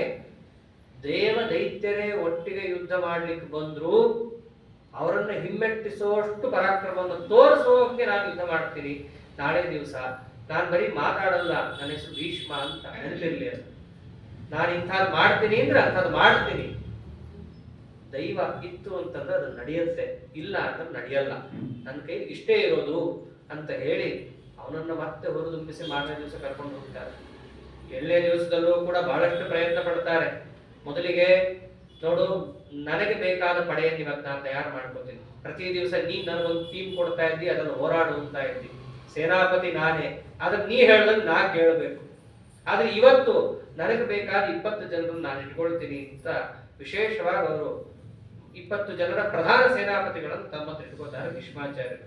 ಯುದ್ಧದಲ್ಲಿ ರಚನೆಯನ್ನ ಮಾಡಿ ವ್ಯೂಹವನ್ನ, ಆನಂತರದಲ್ಲಿ ಪಾಂಡವರನ್ನ ಇವತ್ತು ನಾವು ಗೆಲ್ತೀವಿ ಅಂತ ಹೇಳಿ ಪ್ರತಿಜ್ಞೆ ಮಾಡಿ ಹೊರಡುತ್ತಾರೆ. ಪಾಂಡವರನ್ನು ನಾವು ಗೆಲ್ಲಬಹುದು, ಅದರಲ್ಲೂ ದುಷ್ಟದ್ಯುಮ್ನ ಮುಂತಾದವರನ್ನ ನಾವು ಗೆಲ್ಬಹುದು ಅಂತ ಅವ್ರ ತಾತ್ಪರ್ಯ. ಅರ್ಜುನನ್ ಇಟ್ಕೊಂಡು ಅವ್ರಿಗೆ ಹೇಳೇ ಇರಲ್ಲ. ದುಷ್ಟದ್ಯುಮ್ನ ಎದುರಿಗೆ ಬಂದ್ರೆ ಅವನು ಸೋಲಿಸ್ತೀನಿ, ಯಾಕೆ ಸೇನಾಪತಿ ಅವನು. ಭೀಷ್ಮಾಚಾರ್ಯರು ಅದೇ ಅಂತಿರ್ತಾರೆ ಯಾವಾಗ್ಲೂ. ನೋಡು, ಅವ್ರ ಕಡೆ ಸೇನಾಪತಿ ಯಾರು, ನಮ್ಮ ಕಡೆ ಸೇನಾಪತಿ ಯಾರು. ನಮ್ಮ ಕಡೆ ನಾವು, ಅವ್ರ ಕಡೆ ದುಷ್ಟದ್ಯುಮ್ನ. ದುರ್ಯೋಧನಿಗೆ ಬಾಯೇ ಇಲ್ಲ ದುಷ್ಟದ್ಯುಮ್ನ ಅಂತ ಹೇಳಕ್ಕೆ, ಯಾಕೆ ಲೆಕ್ಕಕ್ಕೆ ಹಿಡ್ದಿರಲ್ಲ ಅವನನ್ನು. ಎಲ್ಲರಿಗೂ ಗೊತ್ತಿದೆ ಅವ್ರ ಕಡೆ ಸೇನಾಪತಿ ಕೃಷ್ಣ. ಕೃಷ್ಣ ಬಿಟ್ರೆ ಮುಂದೆ ಭೀಮ, ಅವನು ಬಿಟ್ರೆ ನೆಕ್ಸ್ಟ್ ಅರ್ಜುನ. ಧರ್ಮರಾಜನ್ ಯಾರು ನೆನಪೇ ಇಟ್ಕೊಂಡಿರಲ್ಲ. ಅವನೊಬ್ಬ ರಾಜ, ಏನಾರು ಕೂಡ ಹಿಡಿಬೇಕು ಅಂತಂದ್ರೆ ಅವನು ಹಿಡಿತಿದ್ದ. ಚೆಸ್ಸಲ್ಲಿರೋ ರಾಜನೇ, ಮತ್ತಿನ್ನೇನಲ್ಲ ಅವನು. ಇಲ್ಲ ಒಂದ್ ಕಡೆ ಆ ಕಡೆ ಹೋಗ್ಬೇಕು, ಇಲ್ಲ ಈ ಕಡೆ ಬರ್ಬೇಕು ಅಷ್ಟೇ. ಪ್ರಧಾನ ಹೋರಾಟಗಾರ ಯಾರು? ಯಾರು ಹೋರಾಡೋದೇ ಇಲ್ವೋ ಅವನೇ ಕೃಷ್ಣ. ಹಾಗೆ ತಿಳ್ಕೊಂಡವರು ಭೀಷ್ಮಾಚಾರ್ಯರು. ಆದ್ರೆ ದುರ್ಯೋಧನನ ತಲೆಯಲ್ಲಿ ಇದ್ದಿದ್ದೇನು? ದುಷ್ಟದ್ಯುಮ್ನ ಅವ್ರ ಸೇನಾಪತಿ, ನಮ್ಮ ಸೇನಾಪತಿ ದಿನ ಇಷ್ಟು ಆಳ್ತಾರೆ ಶಿಬಿರದಲ್ಲಿ, ಒಂದ್ ದಿವಸ ಅವ್ರ ಸೇನಾಪತಿನ ಆಗ್ತಿದ್ದೆ ನೋಡ್ಲಿಲ್ಲ, ಕನಿಷ್ಠ ಅವ್ರ ದುಃಖನೂ ಕೊಟ್ಟಿಲ್ಲ. ಅದೊಂದು ತಲೆಯಲ್ಲಿ ಇರುತ್ತೆ. ಅದಕ್ಕೆ ಭೀಷ್ಮಾಚಾರ್ಯ ಅಂತಾರೆ, ಇವತ್ತಾದ್ರೂ ಕೂಡ ಅವರ ಸೇನಾಪತಿಯನ್ನಾದ್ರೂ ನಾವು ಒಂದ್ ಸ್ವಲ್ಪ ಒಂದ್ ಕೈ ನೋಡೋಣಂತೆ ಅಂತ ಹೇಳಿ ಅವ್ರು ಅವತ್ತಿನ ದಿವಸ ಯುದ್ಧಕ್ಕೆ ಹೊರಡ್ತಾರೆ. ಇಷ್ಟೆಲ್ಲ ಯುದ್ಧವನ್ನ ವರ್ಣನೆ ಮಾಡ್ತಾ ಮಾಡ್ತಾ ಮಾಡ್ತಾ ಸಂಜಯ ಧೃತರಾಷ್ಟ್ರನಿಗೆ ಹೇಳ್ತಾ ಇರ್ತಾನೆ. ಇವೆಲ್ಲ ಹೇಳೋವಾಗ ಒಂದ್ ಮಾತಂತ, ನೋಡು ಧೃತರಾಷ್ಟ್ರ, ಇಷ್ಟೆಲ್ಲ ನಿನಗೆ ಹೇಳ್ತಾ ಇದ್ದೀನಲ್ಲ, ನಿನಗೆ ಇದರಿಂದ ಏನ್ ಅನಿಸ್ತಾ ಇದೆ? ನಿನ್ನ ಮಕ್ಕಳು ಏನಾದ್ರು ನಿನಗೆ ಇಷ್ಟು ದಿವಸದ ಆದ ಯುದ್ಧದಲ್ಲಿ ಏನೋ ಒಂದು ಪ್ರೆಡಿಕ್ಷನ್ ಅಂತಾರಲ್ಲ, ನಿನಗೇನ್ ಅನ್ಸುತ್ತೆ? ನಾನೇನ್ ನಿನಗೆ ಸುಳ್ಳು ಹೇಳಬೇಕು ಅಂತ ಹೇಳ್ತಾ ಇಲ್ಲ. ಏನ್ ನಡೆದಿದೆ ಯಥಾಸ್ಥಿತವಾದದ್ದು ನ್ಯೂಸ್ ರಿಪೋರ್ಟ್ ಮಾಡ್ತಾ ಇದ್ದೀನಿ, ಪೇಡ್ ಮೀಡಿಯಾ ಅದನ್ನ. ಇಷ್ಟೆಲ್ಲ ನಾನು ಹೇಳ್ತಾ ಇದ್ರು ನಿನ್ನ ಮಕ್ಕಳು ಇವತ್ತು ಗೆಲ್ತಾರೋ ನಾಳೆ ಗೆಲ್ತಾರೋ ಅಂತ ಯೋಚನೆ ಮಾಡ್ತಾ ಇದ್ದೀಯಾ? ಇಲ್ಲ ಅವ್ರ ಹಣೆಬಾರನೆ ಅಷ್ಟು, ಏನೋ ನನ್ನ ಕರ್ಮ, ಕೇಳಬೇಕು ಕೇಳ್ತಾ ಇದ್ದೀಯಾ? ನೋಡು, ನಿನ್ನ ಮಕ್ಕಳ ಶಕ್ತಿ ಹೇಗಿದೆ ಒಂದು ದೃಷ್ಟಾಂತ ನೋಡ್ಕೋ. ಒಳ್ಳೆ ದೃಷ್ಟಾಂತ ಕೊಡ್ತಾನೆ. ದರ್ಶಯಾನ ಪರಂ ಶಕ್ತ್ಯ ಪೌರುಷಂ ಪುರುಷರ್ಷಭ ಯಥಾಶಕ್ತಿ ಯಥೋತ್ಸಾಹಂ ಯುದ್ಧೇ ಚೇಷ್ಟಂತಿ ತಾವಕಾಹ. ನಿಮ್ ಕಡೆಯವರು ಎಲ್ಲರೂ ಹೇಗೆ ಯುದ್ಧ ಮಾಡ್ತಾ ಇದ್ದಾರೆ, ಶಕ್ತಿ ಇದ್ದಷ್ಟು ಯುದ್ಧ ಮಾಡೋಣ ಅಂತ ಮಾಡ್ತಾ ಇದ್ದಾರೆ. ಯಾವತ್ತು ನಿಮಗೆ ಜಯ ಸಿಗಬೇಕಂದ್ರೆ ಶಕ್ತಿ ಇದ್ದಷ್ಟು ಮಾಡಿದ್ರೆ ಸಾಲದು, ಶಕ್ತಿ ಮೀರಿ ಪ್ರಯತ್ನ ಪಡಬೇಕಾಗುತ್ತೆ. ಏನಂತಾನಲ್ಲಿ, ಯಾವಾಗ ನಿಮಗೆ ಔನ್ನತ್ಯ ಯಾವಾಗ ಸಿಗುತ್ತೆ, ಯಾವಾಗ ನಮ್ಮ ಶಕ್ತಿ ಮುಗೀತು ಅಂತಂದಾಗಲೂ ನಮ್ಮ ಮನಸ್ಸು ಅಂತಿರ್ಬೇಕು, ಇನ್ನೊಂದು ಹೆಜ್ಜೆ ಪ್ರಯತ್ನ ಪಡೋಣ. ಆಗ ನಮ್ಮ ಮನಸ್ಥಿತಿ ಇದ್ದಾಗ ಮಾತ್ರ ನಾವು ಗೆಲ್ಲಕ್ಕೆ ಸಾಧ್ಯ. ನಮ್ಮ ಶಕ್ತಿ ಪೂರ್ಣ ಬರ್ಬಾದಾಗೋಗಿರುತ್ತೆ, ಅಂದ್ರೂ ನಮ್ಮ ಮನಸ್ಸು ಅಂತಿರುತ್ತೆ ಇನ್ನೊಂದು ಹೆಜ್ಜೆ ಇಡೋಣ. ಬೆಟ್ಟ ಹತ್ಬೇಕಾದ್ರೆ ಗೊತ್ತಾಗುತ್ತೆ, ಟ್ರಕ್ಕಿಂಗ್ ಅಲ್ಲ, ತಿರುಪತಿ ಬೆಟ್ಟ ಹತ್ತಬೇಕಾದ್ರೆ ಗೊತ್ತಾಗುತ್ತೆ. ಕೈ ಕಾಲೆಲ್ಲ ಅಳ್ತಾ ಇರುತ್ತೆ. ಬಸ್ಸಲ್ಲಿ ಹೋಗೋರ್ಗೆ ಇದು ಯಾವ ಅನುಭವ ಇರಲ್ಲ, ಬೆಟ್ಟ ಹತ್ತೋರ್ಗೆ ಗೊತ್ತಿರುತ್ತದು. ಅವಾಗ ನಾವೇನ್ ಅನ್ಕೋತೀವಿ, ಇನ್ನೊಂದು 10 ಮೆಟ್ಲು, ಇನ್ನೊಂದು 20 ಅಷ್ಟೇ, ಆಮೇಲೆ ಮೆಟ್ಲಿಲ್ಲ, ರೋಡ್ ಇದೆಯಂತೆ. ಹಾಗಾಗತ್ತೆ. ಅದೇನು ಆಶ್ಚರ್ಯ ಅಲ್ಲ. ನಾವೇನ್ ಅನ್ಕೋತೀವಿ, ನಮ್ ಶಕ್ತಿ ಮುಗಿದಿದ್ರು ಇನ್ನೊಂದೇ ಮೆಟ್ಲು ಅಂತ ಅನ್ಕೊಂಡು ಮುಂದೆ ಹೋಗ್ತೀವಿ. ಶಕ್ತಿ ಇದ್ದಷ್ಟೇ ಹತ್ತೀವಿ ಅಂತಂದ್ರೆ ಯಾರಿಗೂ ಹತ್ತಕ್ ಆಗೋದೇ ಇಲ್ಲ. ಅದನ್ನೇ ಅಂತಾನೆ, ಯಥಾಶಕ್ತಿ ಯಥೋತ್ಸಾಹಂ ಯುದ್ಧೇ ಚೇಷ್ಟಂತೆ ತಾವಕಾಹ. ಶಕ್ತಿ ಇದೆ, ಖಾಲಿ ಆಯ್ತು, ಕೂತೇ ಬಿಡ್ತಾರೆ ನಿನ್ನ ಮಕ್ಕಳು. ಅವ್ರ ಪರಾಕ್ರಮ ಹೇಗಿದೆ ಗೊತ್ತಾ? ಇಲ್ಲಿರೋ ನದಿಗಳು ಸಿಹಿ ಇರುತ್ತೆ, ಯುದ್ಧಕ್ಕೆ ಹೋದ ತಕ್ಷಣ ಉಪ್ಪಾಗ್ಬಿಡುತ್ತೆ. ಹಂಗೆ ಮನೆಯಲ್ಲಿದ್ದಾಗೆಲ್ಲ ಅವ್ರಿಗೆ ಚಂದ ಮಾತಾಡ್ಕೊಂಡಿರ್ತಾರೆ. ಆ ಪಾಂಡವರ ಸೇನಾ ಸಮುದ್ರಕ್ಕೆ ನುಗ್ಗಿದ್ರು ಆ ಮಾತು ಮನೆಯಲ್ಲೇ ಇರುತ್ತೆ, ಪೌರುಷ ಮನೆಯಲ್ಲೇ ಇರುತ್ತೆ, ಅಲ್ಲಿ ಹೋಗಿ ಹೊಡ್ಸ್ಕೊಂಡ್ ಬರ್ತಾರೆ. ನಿನ್ನ ಮಕ್ಕಳ ಹಣೆ ಬಾರ ಅಷ್ಟಿದೆ. ಇಷ್ಟೆಲ್ಲ ಅನರ್ಥಕ್ಕೆ ಯಾರ ಕಾರಣ? ನೀನೇ. ಅದನ್ನ ತಲೆಯಲ್ಲಿ ಗಟ್ಟಿಯಾಗಿ ಇಟ್ಕೋ. ದುರ್ಯೋಧನನನ್ನ ಜನ ಬೈತಾರೆ ಅಂತ ನೀ ಬೈಬೇಡ. ಅಂತಾರೆ, ತವಾಪರಾಧಾತ್ ಸುಮಹಾನ್ ಸಪುತ್ರಸ್ಯ ವಿಷಾಂಪತೆ. ಇದಿಷ್ಟು ಆದದ್ದು ನಿನ್ನ ಅಪರಾಧ. ಇವತ್ತು ಹಾಗೆ ತಾನೇ ಮಾಡೋದು. ಮಕ್ಕಳು ತಪ್ಪು ಮಾಡಿದ್ರೆ ಏನ್ ಹೇಳ್ಕೊಟ್ಟಿದ್ದಾರೆ ಇವ್ರ ಅಪ್ಪ ಅಮ್ಮ, ಅಲ್ಲಿಗೆ ಬರುತ್ತೆ. ಅವಾಗಲೂ ಹಾಗೆ, ಇವಾಗಲೂ ಹಾಗೆ. ನಿನ್ನ ಅಪರಾಧದಿಂದ ಈ ಹಣೆಬಾರ ಬಂದಿದೆ. ಅವನೊಬ್ಬ ಸತ್ರ ಪರವಾಗಿಲ್ಲ, ದೊಡ್ಡ ಯುದ್ಧಕ್ಕೆ ಅಂತ ಕರೆದು ಭೀಮನ್ ಕೈಯಲ್ಲಿ ಕುಸ್ತಿ ಆಡಿ ಸತ್ತಿದ್ರೆ ಒಂದು ಹಾದಿ. ಅವನು ಸಾಯ್ತಾ ಇಲ್ಲ, ಅವನ ಜೊತೆ ಎಲ್ಲರನ್ನು ಎಳ್ಕೊಂಡು ಸಾಯ್ತಾ ಇದ್ದಾನೆ. ಅವನು ಮಾಡಿದ ಅಷ್ಟು ಪಾಪದಲ್ಲಿ ನಿನಗೂ ಪಾಲಿದ್ದೇ ಇದೆ. 7ನೇ ದಿವಸ ಯುದ್ಧ ಅಲ್ಲ, ಯಾವ ಯುದ್ಧದಲ್ಲೂ ನಿನ್ನ ಮಗ ಸಾಯೋನೆ ಅಂತ ಹೇಳಿ ಆ 7ನೇ ದಿವಸವನ್ನು ಹೆಚ್ಚು ವರ್ಣನೆ ಮಾಡ್ಲಿಕ್ಕೆ ಹೋಗಲ್ಲ. ಅವನು ಸಂಕುಲ ಯುದ್ಧವನ್ನು ವರ್ಣನೆ ಮಾಡಿ ಅವ್ರು ಇವ್ರನ್ನ ಹೊಡೆದಾಡಿದ್ರು, ಅವ್ರು ಹೊಡೆದಾಡಿದ್ರು, ಒಟ್ಟಿನಲ್ಲಿ ನಿನ್ನ ಮಕ್ಕಳು ಹೊಡೆಸ್ಕೊಂಡ್ರು, ಅಷ್ಟಂತೂ ತಿಳ್ಕೊ. ಪಾಂಡವರು ಅವತ್ತು ಕೂಡ ಶಿಬಿರ ಖುಷಿಯಿಂದಲೇ ಹೋದ್ರು. ಆದ್ರೆ 8ನೇ ದಿವಸದಲ್ಲಿ ಒಂದು ವಿಚಿತ್ರ ಆಯ್ತು ಅಂತ.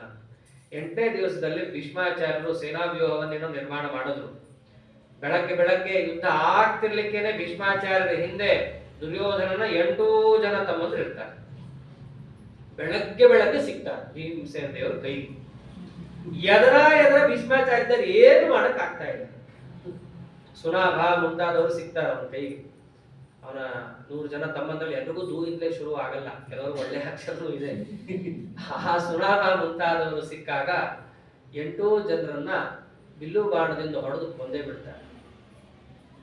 ನೋಡ್ತಾ ಇದ್ದಾನೆ, ಭೀಷ್ಮಾಚಾರ್ಯ ನೋಡ್ತಿದ್ದಾರೆ. ಯಾರು ಊಹೆನೂ ಮಾಡಿರ್ಲಿಲ್ಲ.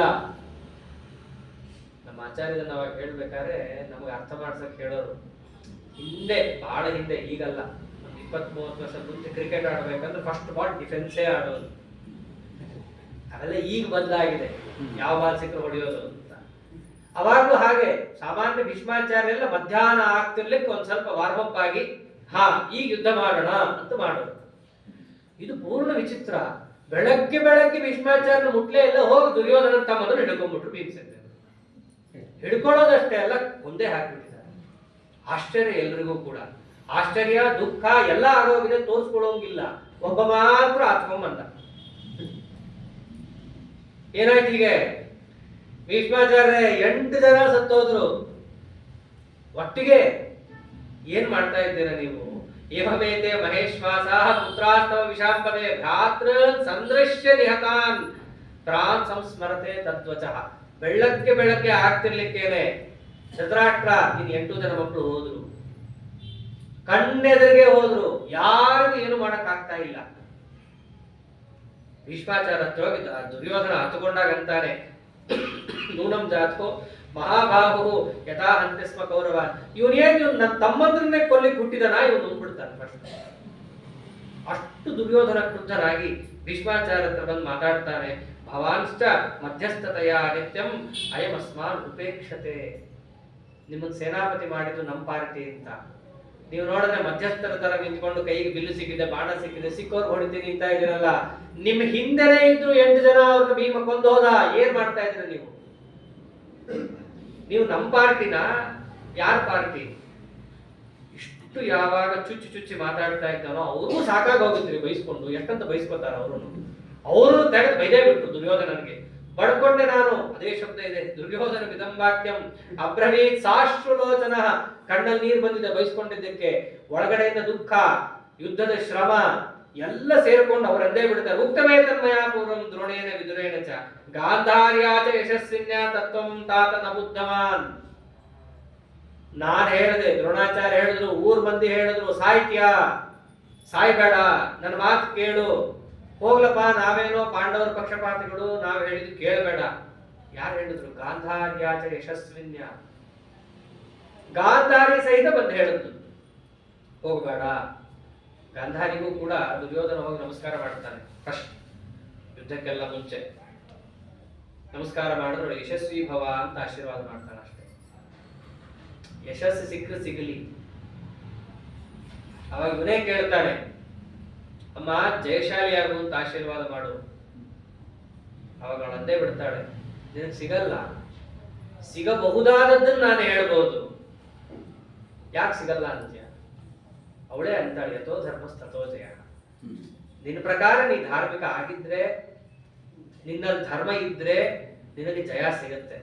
ಮೊದಲಿಂದಲೂ ನೀವು ನಾ ಹೇಳಿದ್ದು ಯಾವ ಮಾತು ಕೇಳಿಲ್ಲ, ನೀನ್ ಯಾವ ಧಾರ್ಮಿಕನೂ ಅಲ್ಲ, ಹಾಗಾಗಿ ನಿನ್ನಲ್ಲಿ ಧರ್ಮ ಇಲ್ಲ, ನಿನ್ನಲ್ಲಿ ಗೆಲುವು ಸಿಗಲ್ಲ. ನಾನು ಪತಿವ್ರತ ಶಿರೋಮಣಿ, ನಾನು ಆಡಿದ ಮಾತು ಸತ್ಯ ಆಗತ್ತೆ, ನನ್ನ ಬಾಯಲ್ಲಿ ಸತ್ಯ ಬಿಟ್ಟು ಬೇರೆದು ಬರಲ್ಲ. ನಿನಗೆ ಜಯ ಸಿಗೋದಿದ್ರೆ ನನ್ನ ಬಾಯಲ್ಲಿ ಬರ್ತಿತ್ತು, ನಿನ್ನಲ್ಲಿ ಧರ್ಮ ಇದ್ದಿದ್ರೆ ಆ ಮಾತು ಬರ್ತಿತ್ತು, ನಿನ್ನಲ್ಲಿ ಅದಿಲ್ಲ, ನಿನ್ನಲ್ಲಿ ಜಯ ಇಲ್ಲ. ಒಬ್ಬಳು ತಾಯಿ ಮಗನಿಗೆ ಹೇಳಿ ಕಳಿಸ್ತಾಳೆ ಮಾತು. ಅವ್ರ ಹಣೆಬಾರನೆ ಹಾಗೆ, ಮಾಡೋದೆಲ್ಲ ಅಬದ್ಧ, ಹೋಗ್ಬಿಟ್ಟು ದೊಡ್ಡವ್ರ ಕಾಲಿಗೆ ಬಿದ್ದು ಅವ್ರು ಯಾಕೆ ನೋಡ್ತಾರ್ರಿ? ನಾವು ಅಷ್ಟೇ, ಮನೆಯಲ್ಲೆಲ್ಲ ಅಬದ್ಧ ಕೆಲಸ ಮಾಡಿ ಮಂತ್ರಾಲಯಕ್ಕೆ ಹೋಗಿ ಹೀಗಿರಿ ಸುತ್ತೀನಿ ಅಂತಂದ್ರೆ ಅವ್ರೇ ನೋಡ್ತಾರೆ. ಸರಿಯಾಗಿದ್ರೆ ಅವ್ರ ಕಾಮಧೇನು ಕಲ್ಪವೃಕ್ಷ ಅಂತ, ಭಜತಾಂ ಕಲ್ಪವೃಕ್ಷಾಯ ನಮತಾಂ ಕಾಮಧೇನವೇ. ನೀವು ಇತ್ತಲ್ಲೇ ಒಂದು ಅನುಗ್ರಹ ಮಾಡ್ತೀವಿ ಅಂತ ರಾಯರು. ನಾವು ಮಾಡಬಾರದೆಲ್ಲ ಮಾಡಿ ಅಲ್ಲಿ ಹೋಗಿ ಸುತ್ತೀವಿ, ಬಂಗಾರದ ರಥ ಅಂತೀವಿ, ನವರತ್ನ ರಥ ಅಂತೀವಿ, ಅದ್ರ ಮೇಲೆ ಒಂದೊಂದಿದ್ರೆ ಅದಕ್ಕೂ ಅಂತೀವಿ.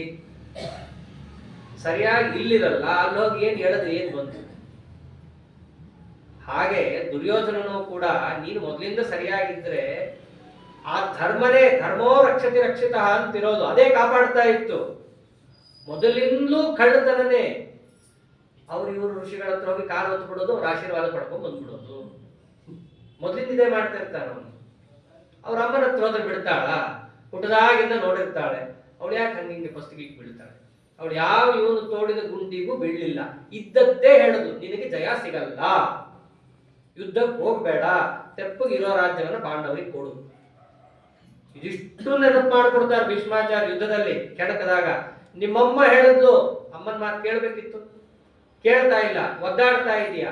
ಅಷ್ಟೇ ಅಲ್ಲ, ನಿನ್ ತಮ್ಮಂದ್ರಿಗೆ ಅವನ ಎದುರಿಗೆ ಹೋಗ್ಲಿಕ್ಕೆ ಯಾಕೆ ಹೇಳಿದ್ವಿ? ಅಷ್ಟು ನಿನ್ ತಮ್ಮಂದ್ರಿಗೆ ಎಂ ಹಿ ಧಾರ್ತರಾಷ್ಟ್ರಾಣ ಭೀಮೋ ದ್ರಕ್ಷತಿ ಸಂಯುಗೆ ಹನಿಷ್ಯತಿ ರಣೇ ನಿತ್ಯಂ ಸತ್ಯಮೇತದ್ ಬ್ರವೀಮಿತೆ.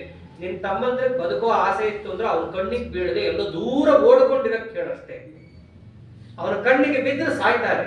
ನಾನಲ್ಲ, ಯಾರಿಗೂ ರಕ್ಷಣೆ ಮಾಡಕ್ ಆಗಲ್ಲ, ಭೀಮನನ್ನ ತಡೆಯಕ್ ಆಗಲ್ಲ. ಇನ್ನು ಉಳಿದ ತಮ್ಮಂದ್ರನ್ನ ನೀ ಕಾಪಾಡ್ಕೋಬೇಕು ಅಂತಂದ್ರೆ ಅವ್ರಿಗೆ ಶಿಬಿರದಲ್ಲಿ ಬಿಟ್ಟು ಬಾ, ಯುದ್ಧಕ್ಕೆ ಕರ್ಕೊಂಡ್ ಬರಬೇಡ, ಹೇಡಿಗಳಿದ್ದಾವ ಒಂದು ಬೈದು ಕಳಿಸ್ಬಿಡ್ತಾರೆ. ಏನು ಮಾಡ್ಬೇಕ್ರಿ ದುರ್ಯೋಧನ? ಸೇನಾಪತಿಯನ್ನು ನಂಬ್ಕೊಂಡು ಹೋಗಂದ್ರೆ ಅವ್ರು ಇವನ್ನೇ ಬೈದು ಕಳಿಸ್ಬಿಡ್ತಾರೆ.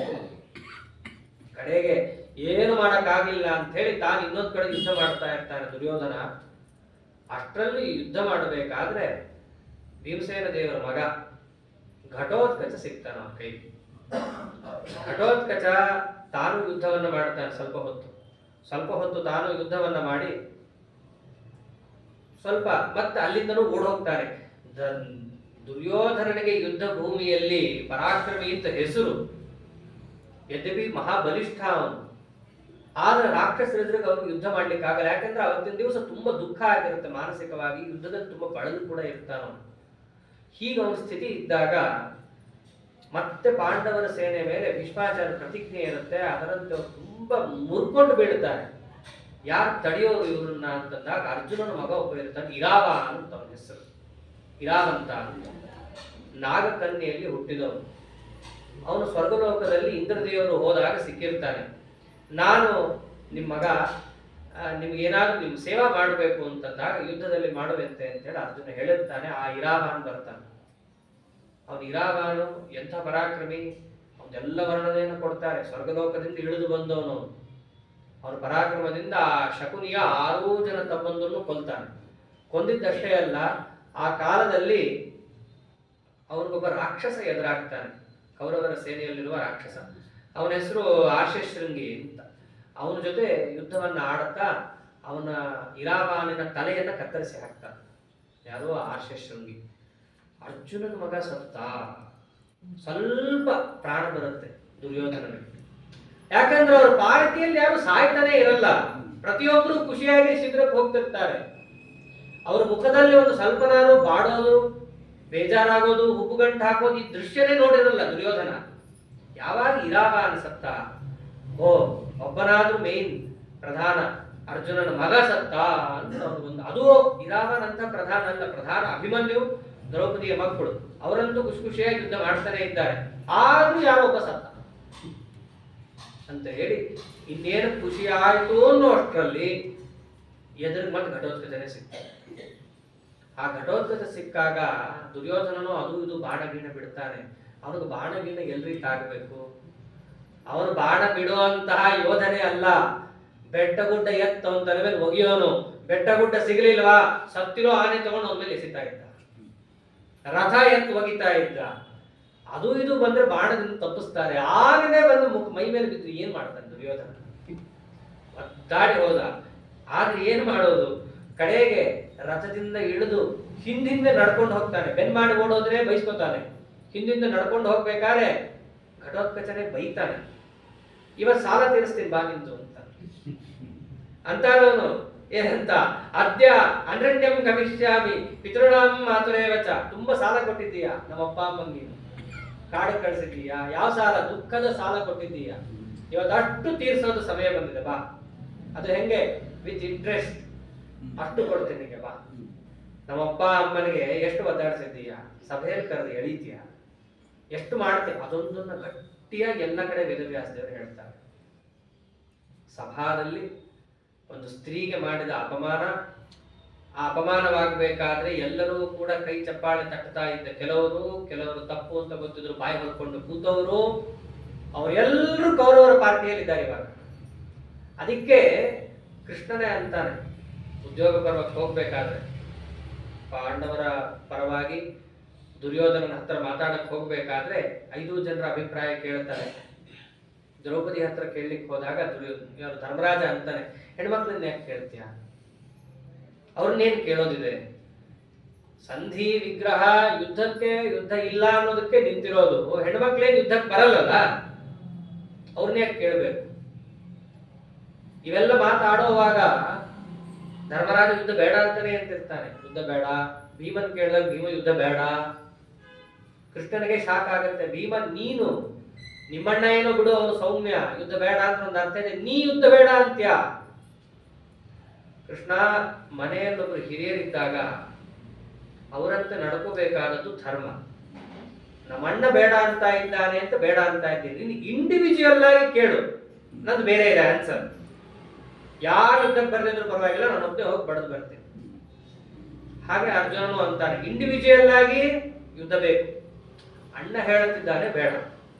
ಯಾಕೆ ಅಂತಂದ್ರೆ ಒಂದ್ ಮಾತಂತಾರೆ ನೋಡು, ಇದೊಂದು ಯುದ್ಧ ಅಥವಾ ಯುದ್ಧ ಇಲ್ಲ, ಏನೇ ಆದ್ರೂ ಅಣ್ಣ ತಮ್ಮಂದ್ರು ಒಗ್ಗಟ್ಟು ಹೋಗಬಾರ್ದು. ಅದಕ್ಕೆ ಕಾಯ್ತಿರ್ತಾರೆ ಎಷ್ಟೋ ಜನ. ಆ ಒಗ್ಗಟ್ಟನ್ನು ನಾವು ಬಿಟ್ಕೊಡಲ್ಲ. ನಮ್ಮ ಅಣ್ಣ ಏನ್ ಹೇಳ್ತಾರೆ ಅದನ್ನ ನಾವು ಕೇಳ್ತೀವಿ. ಇಂಡಿವಿಜುವಲ್ ಅಭಿಪ್ರಾಯ ಕೋಟಿ ಇರ್ಲಿ, ಸಮೂಹ ಅಂತ ಬಂದ್ರೆ ನಮ್ದು ಒಂದಿರುತ್ತೆ, ದೊಡ್ಡವ್ರು ಹೇಳ್ದಂಗೆ ಇರುತ್ತೆ ಅದನ್ನು. ಇಷ್ಟೆಲ್ಲ ಆಯ್ತು. ಕಡೆಗೆ ದ್ರೌಪದಿ ದೇವಿ ಹತ್ರ ಬರ್ತಾರೆ.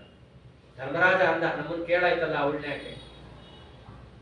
ಅವಾಗ ಕೃಷ್ಣ ಅಂತಾನೆ, ನಿಮಗೆ ಯಾವ ಅಪಮಾನನೂ ಆಗಿಲ್ಲ. ನೀನು ಹುಚ್ಚ. ನಿನ್ನನ್ನು ಯಾರು ಕರೆದಿದ್ರು ಪಗಡೆ ಆಟಕ್ಕೆ? ಕರೆದಾಗ ಪಣ ಇಡಕ್ಕೆ ಯಾರು ಕರೆದಿದ್ರು?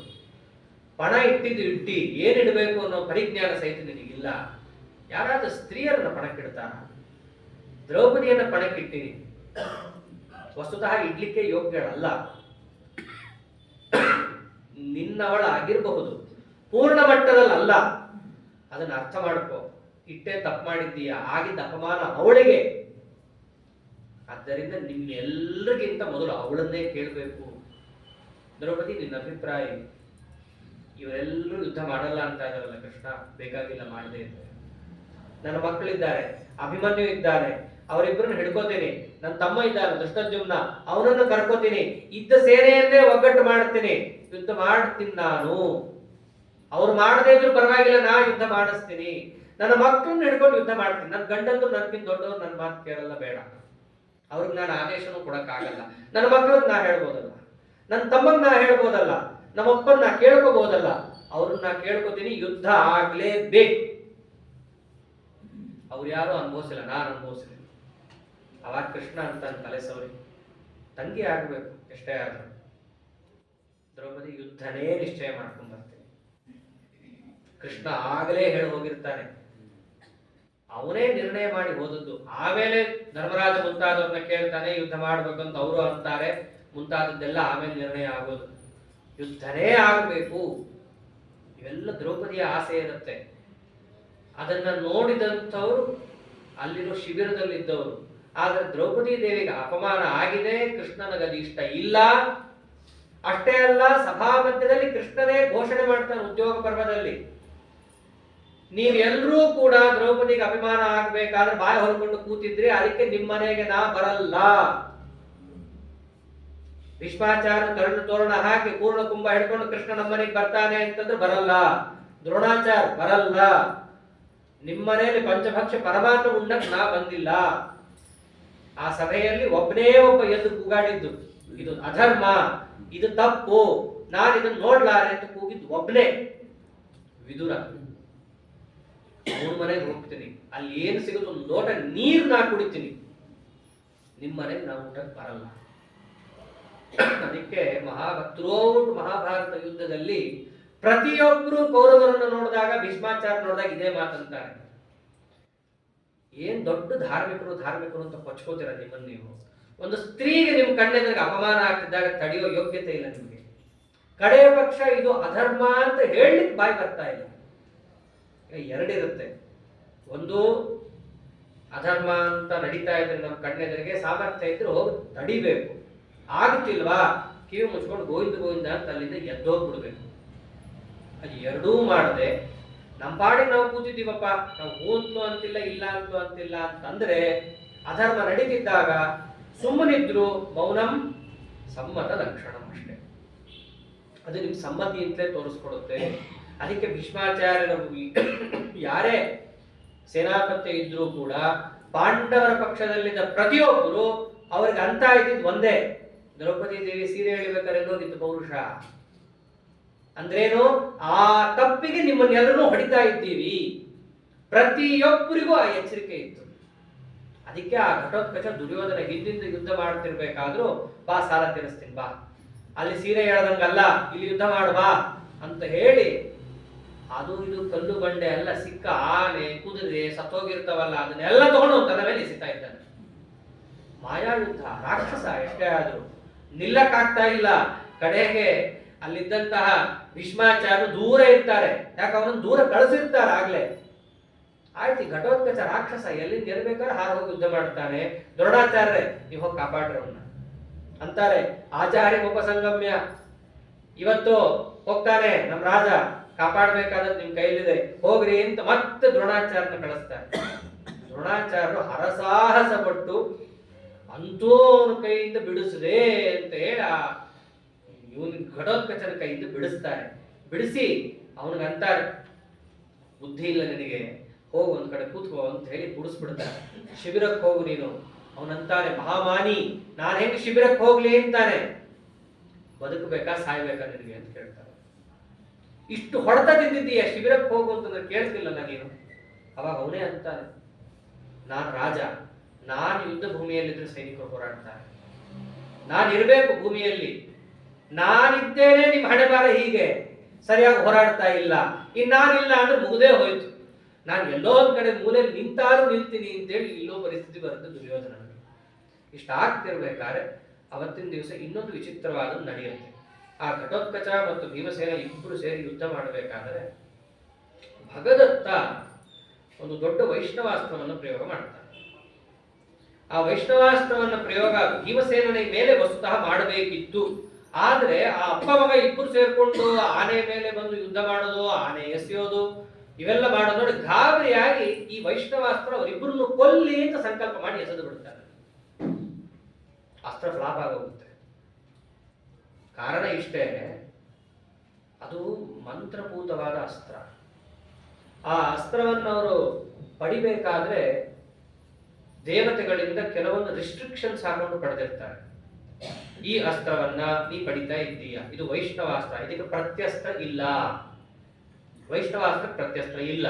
ಬ್ರಹ್ಮಾಸ್ತ್ರಕ್ಕೆ ಪುನಃ ಬ್ರಹ್ಮಾಸ್ತ್ರವನ್ನು ತಡಿಬಹುದು, ಅದು ಬಹಳ ಕಷ್ಟ. ಆದ್ರೆ ವೈಷ್ಣವಾಸ್ತ್ರಕ್ಕೆ ಪ್ರತ್ಯಸ್ತ್ರ ಇಲ್ಲ. ಹೆಂಗೋ ದೇವತೆಗಳಿಂದ ಸಂಪಾದನೆ ಮಾಡಿ ತಗೊಂಡ್ಬಿಟ್ಟಿರ್ತಾನೆ. ತಗೊಂಡಿದ್ದ ಅವರೊಂದು ಕರಾರ್ ಹಾಕಿ ಕೊಟ್ಟಿರ್ತಾರೆ, ಇದನ್ನ ನೀನು ಭೀಮನ ಮೇಲೆ ಅರ್ಜುನನ ಮೇಲೆ ಬಿಟ್ರೆ ಮಾತ್ರ ಕೆಲಸ ಆಗುತ್ತೆ. ಅವರಿಗಿಂತ ಕೆಳಗಿನವ್ರ ಮೇಲೆ ಬಿಟ್ಟರು ಇಲ್ಲ, ಮೇಲವ್ರು ಬಿಟ್ಟರು ಇಲ್ಲ. ಈ ಅಸ್ತ್ರ ವ್ಯರ್ಥ ಆಗೋಗುತ್ತೆ. ಇದನ್ನು ಹೇಳೇ ಕೊಟ್ಟಿರ್ತಾರೆ ಅವರು. ಆ ತಡಬಡಾಯಿಸ್ಬಿಡ್ತಾನೆ ಆ ಸಮಯದಲ್ಲಿ ಭಗದತ್ತ. ಎದುರಿಗೆ ಅಪ್ಪ ಮಗ ಇಬ್ರು ಬಂದಾಗ ಅವರಿಂದ ಬಚಾವ್ ಆಗ್ಲಿಕ್ಕಂತ ಹೇಳಿ ಭೀಮನಿಗೂ ಘಟೋತ್ಕಚನಿಗೂ ಸಂಕಲ್ಪ ಮಾಡಿ ಅಸ್ತ್ರವನ್ನು ಬಿಟ್ಬಿಡ್ತಾನೆ. ಅಸ್ತ್ರ ಬಾರಿಸೋದೇ ಇಲ್ಲ. ಭೀಮಸೇನ ದೇವರು ಹೌದು ತಂಪಾಡಿತಾನೆ ಇರ್ತಾರೆ, ಘಟೋತ್ಕಚನು ತಂಪಾಡಿತಾನೆ ಇರ್ತಾನೆ. ಯಾಕೆ ಅಂತಂದ್ರೆ ಅಲ್ಲಿ ಘಟೋತ್ಕಚನ ಸೇರಿಸ್ಕೊಂಡು ಸಂಕಲ್ಪ ಮಾಡ್ತಾರೆ. ಹಾಗಾಗಿ ಆ ಅಸ್ತ್ರ ವ್ಯರ್ಥ. ಅವತ್ತಿನ ದಿವಸನೇ ಇನ್ನೊಂದು ಸರ್ತಿ ಭಗದತ್ತನಿಗೆ ಸಿಗ್ತಾರೆ. ಯಾರೋ ಭೀಮಸೇನ ಮತ್ತೆ ಕೃಷ್ಣ, ಭೀಮಸೇನ ಮತ್ತೆ ಅರ್ಜುನ ಇಬ್ರು ಸಿಗ್ತಾರೆ. ಸಂಕಲ್ಪ ಮಾಡುವಾಗ ಏನಾಗೋಗುತ್ತೆ, ಅಲ್ಲೂ ಕೂಡ ಸರಥಂ ಅರ್ಜುನಂ ಭೀಮಂ ಚ ಹನ್ವಿ ಸಂಕಲ್ಪ ಮಾಡ್ಬಿಡ್ತಾರೆ. ರಥ ಸಮೇತನಾಗಿ, ರಥ ಅಂದ್ರೆ ಸಾರಥಿನೂ ಸೇರ್ತಾನೆ, ಅವರನ್ನು ಸೇರ್ಕೊಂಡು ಭೀಮ ಮತ್ತು ಅರ್ಜುನನ್ ಕೊಲ್ತೀನಿ ಅಂತ. ಅವಾಗಲೂ ಅಸ್ತ್ರ ವ್ಯರ್ಥ ಆಗೋಗುತ್ತೆ. ಎರಡೂ ಬಾರಿ ವ್ಯರ್ಥ. ಯಾಕೆಂದ್ರೆ ಆ ರಥದಲ್ಲಿ ಕೃಷ್ಣ ಕೂತಿರ್ತಾನೆ. ಏನು ಪಾಪ ಅವನು ಏನೇನೋ ಅಸ್ತ್ರ ಬಿಟ್ಟು. ಅದಕ್ಕೆ ಅಸ್ತ್ರಶಸ್ತ್ರಗಳ ಯುದ್ಧ ಬಹಳ ಕಷ್ಟ. ಶಸ್ತ್ರದಿಂದ ಎತ್ತು ಹೊಡೆದು ಬಿಡ್ಬೋದು, ಆದ್ರೆ ಅಸ್ತ್ರ ಯುದ್ಧ ಅಂತ ಬಂದಾಗ ಒಂದು ತಾನು ವ್ರತಾನುಷ್ಠಾನ ಸರಿಯಾಗಿ ಇಟ್ಕೊಂಡಿರ್ಬೇಕು. ಏನ್ ಅಸ್ತ್ರ ಅಂದ್ರೆ ಬೇರೇನೂ ಅಲ್ಲ. ಈಗೇನು ನಾವು ಗಾಯತ್ರಿ ಮಂತ್ರ ಮಾಡ್ತೀವಲ್ಲ, ಅದೇ ಬ್ರಹ್ಮಾಸ್ತ್ರ, ಮತ್ತಿನ್ನೇನು. ಗಾಯತ್ರಿ ಮಂತ್ರ, ಗಾಯತ್ರಿ ಶಿರಸ್ಸು, ಇವೇನೇ ಬ್ರಹ್ಮಾಸ್ತ್ರ. ಇದನ್ನೇ ಬ್ರಹ್ಮ ಗಾಯತ್ರಿ ಅಂತ ಕರೀತಾರೆ. ಅಲ್ಲೇನು ವ್ಯಾಹೃತಿಯನ್ನ ಬಿಟ್ಟು ಕೇವಲ ಗಾಯತ್ರಿ, ಬ್ರಹ್ಮ ಗಾಯತ್ರಿ. ವ್ಯಾಹೃತಿ ಸೇರಿಸಿದ್ರೆ ನಾವು ನಿತ್ಯ ಸಂಧ್ಯಾವಂದನೆ ಮಾಡ್ತೀವಲ್ಲ, ಆ ವಿಶ್ವಾಮಿತ್ರ ಗಾಯತ್ರಿ ಅದು.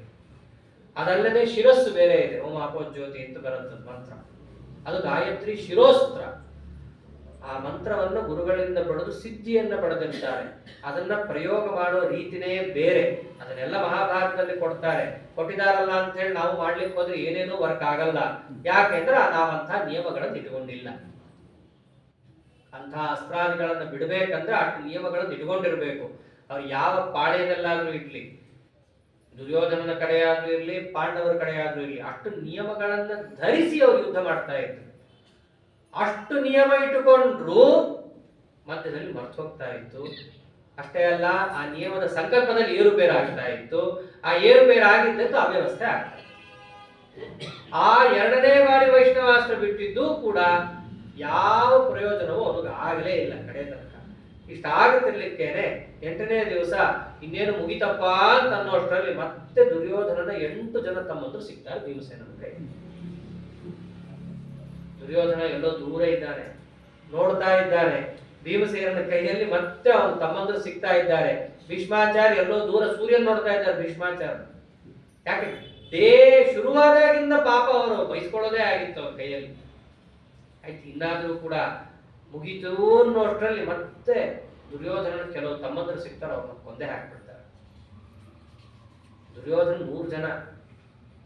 ಯಾರು ಯಾವಾಗ ಎಲ್ಲಿ ಭೀಮನ ಕೈಗೆ ಸಿಗ್ತಾರ ಅನ್ನೋದೇ ಯಾರಿಗೂ ಪರಿಜ್ಞಾನ ಇಲ್ಲ. ಯಾವ ಕಡೆ ತಿರುಗಿ ನೋಡಿದ್ರು ಭೀಮ ಕಾಣಿಸ್ತಾನೇನೋ ಅನ್ನೋ ಭಯ. ಅವ್ರಿಗೆಲ್ರಿಗೂ ಅರ್ಜುನನ ಭಯ ಇಲ್ಲ ಹೆಚ್ಚು.